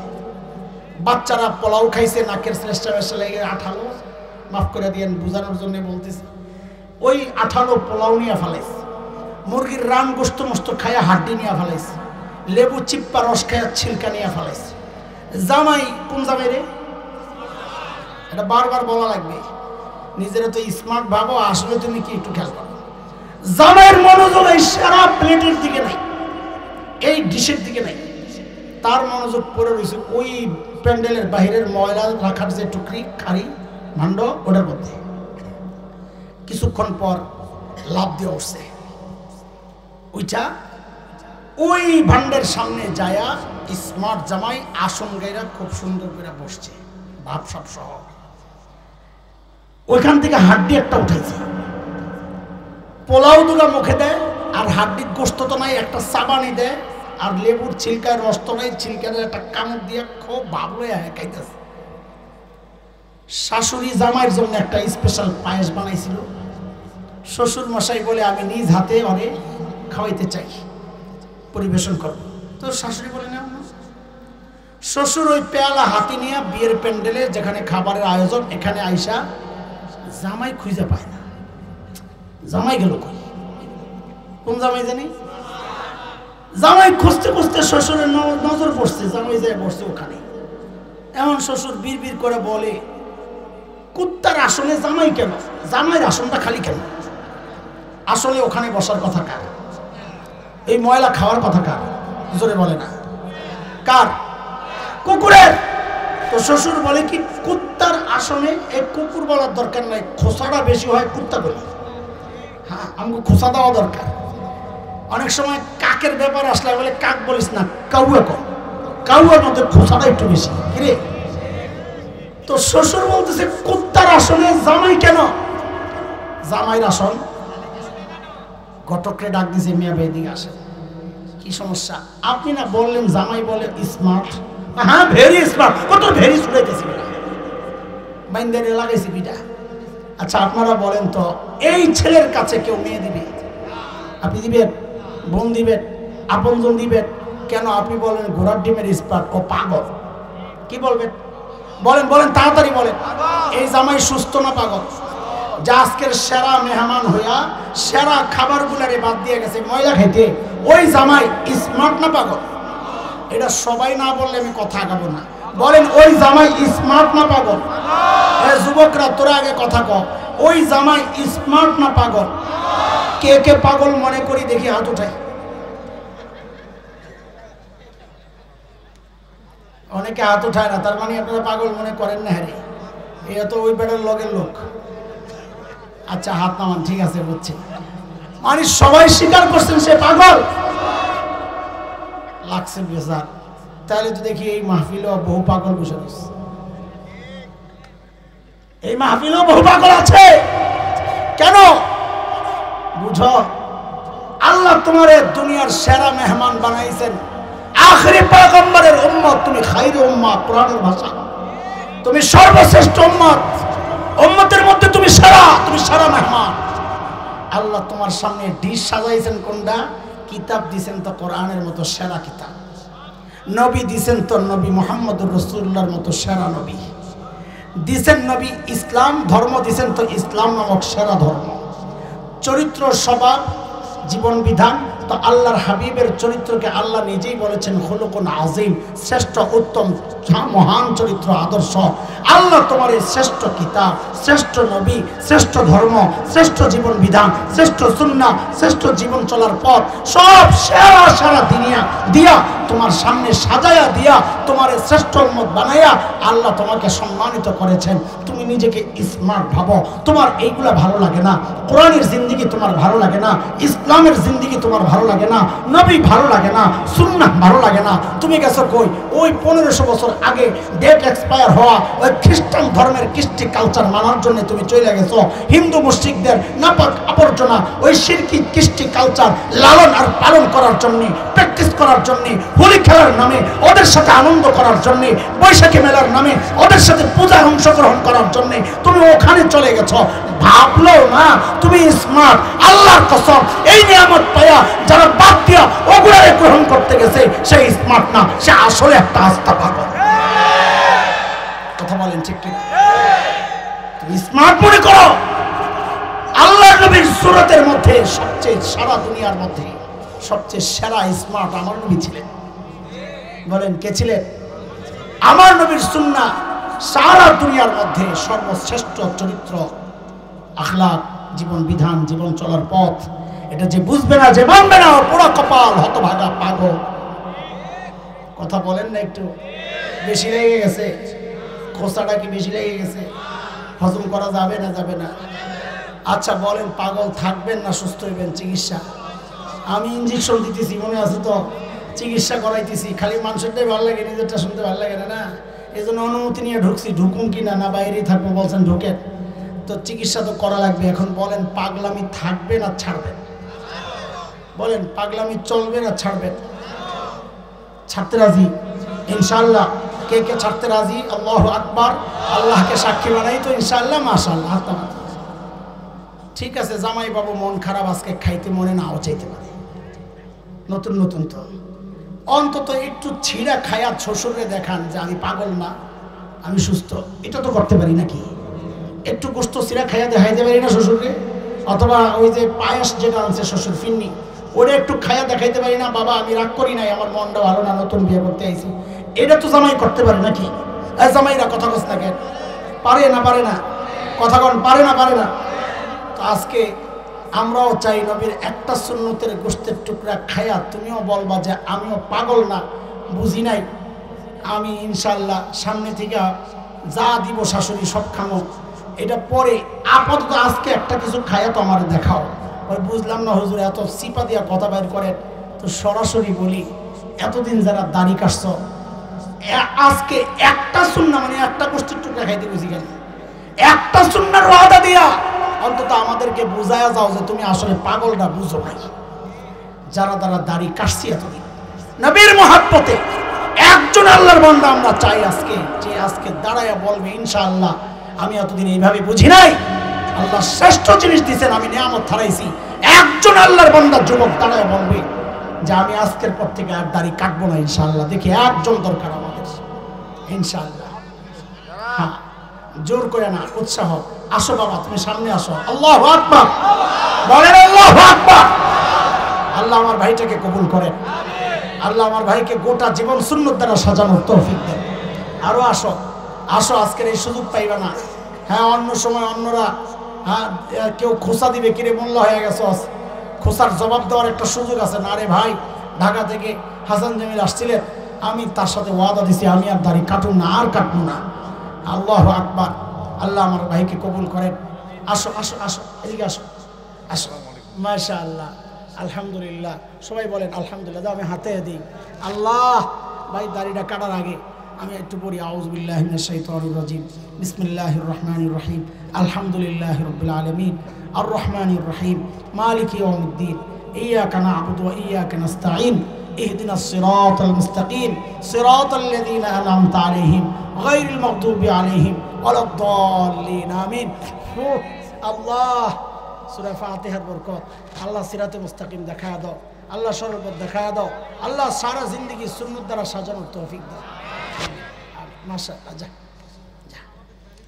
আহা, আল্লাহ আল্লাহ তৌফিক দিছে, আলহামদুলিল্লাহ। বড় না রাখলে যে আজকে রাখতে পারতা সেই কি গ্যারান্টি? আরেকজন কি পাবো না আমরা? এত বড় মজমা, এত বড় মজমা। তোমার তো আছে, বসো নিয়ে। হ্যাঁ, ফাঁকে চান্স লইতে আইছে একটু হাতাইতে। আমি হাতানো মতো চাইছি না, সময় নষ্ট করিস না, অন্য কাজে যাবে। ঠিক আছে, আল্লাহ বরকত দিক। মাশাআল্লাহ, আল্লাহ কবুল করে ভাইটাকে। মাশাআল্লাহ। বলেন, বুঝায় বুঝায় উঠাই দেন না, আরো দুই একজন বুঝায় বুঝায় দুই একজন উঠাই দেন না। দেখেন আশেপাশে, দেখেন আশেপাশে, দেখেন। এই সুযোগ তো আর পাওয়া যাবে না, আমরা তো প্রত্যেক দিন আসবো না। হ্যাঁ, তুমি হয়তো একসময় দাঁড়িয়ে রাখবা, কিন্তু এই সুযোগ তো আর পেবা না। আল্লাহ কবুল করে। সবাই দোয়া করে, সবাই তো ভাই বসো বসো বসো বসো। হ্যাঁ, বসো বসো, দিব তোমার পরে। মাদ্রাসার ছাত্ররা, তুই তো এমনি রাখবি বেটা, যা, সুযোগ নিতে আইছে। হ্যাঁ, আমি বুঝি না এগুলো। একজন আর একজন হলে ছেড়ে দেবো, মাহফিল শেষ, বয়ান শেষ। বাজার ওঠেন, আল্লাহর হাবিবের সামনে সুন্নত কাইটা, নবীর তরিকা কাইটা আপনি কেমনে দাঁড়াবেন? সুপারিশের আশা কেমনে করেন? লাগাইছেন কোট একটা, আরেক দলের কাছে নমিনেশন চান, দিব আপনার কোটের মধ্যে একজনের ছবিও লাগায় রাখছেন, কোটটাও মোটামুটি কালাই, ওই কোট পরে গেছেন জামাত ইসলামের নমিনেশনের লেগে, দিব আপনার। তো আল্লাহ নবীর সুপারিশের জন্য, নমিনেশনের জন্য আপনি কেমনে যাবেন ইহুদি নাসারার সুরত ধইরা? বলেন। হ্যাঁ, আসছে। মাশাআল্লাহ, লিল্লাহি তাকবীর। আল্লাহ কবুল করুন, আমিন। মাশাআল্লাহ, মারহাবা বলেন, মারহাবা।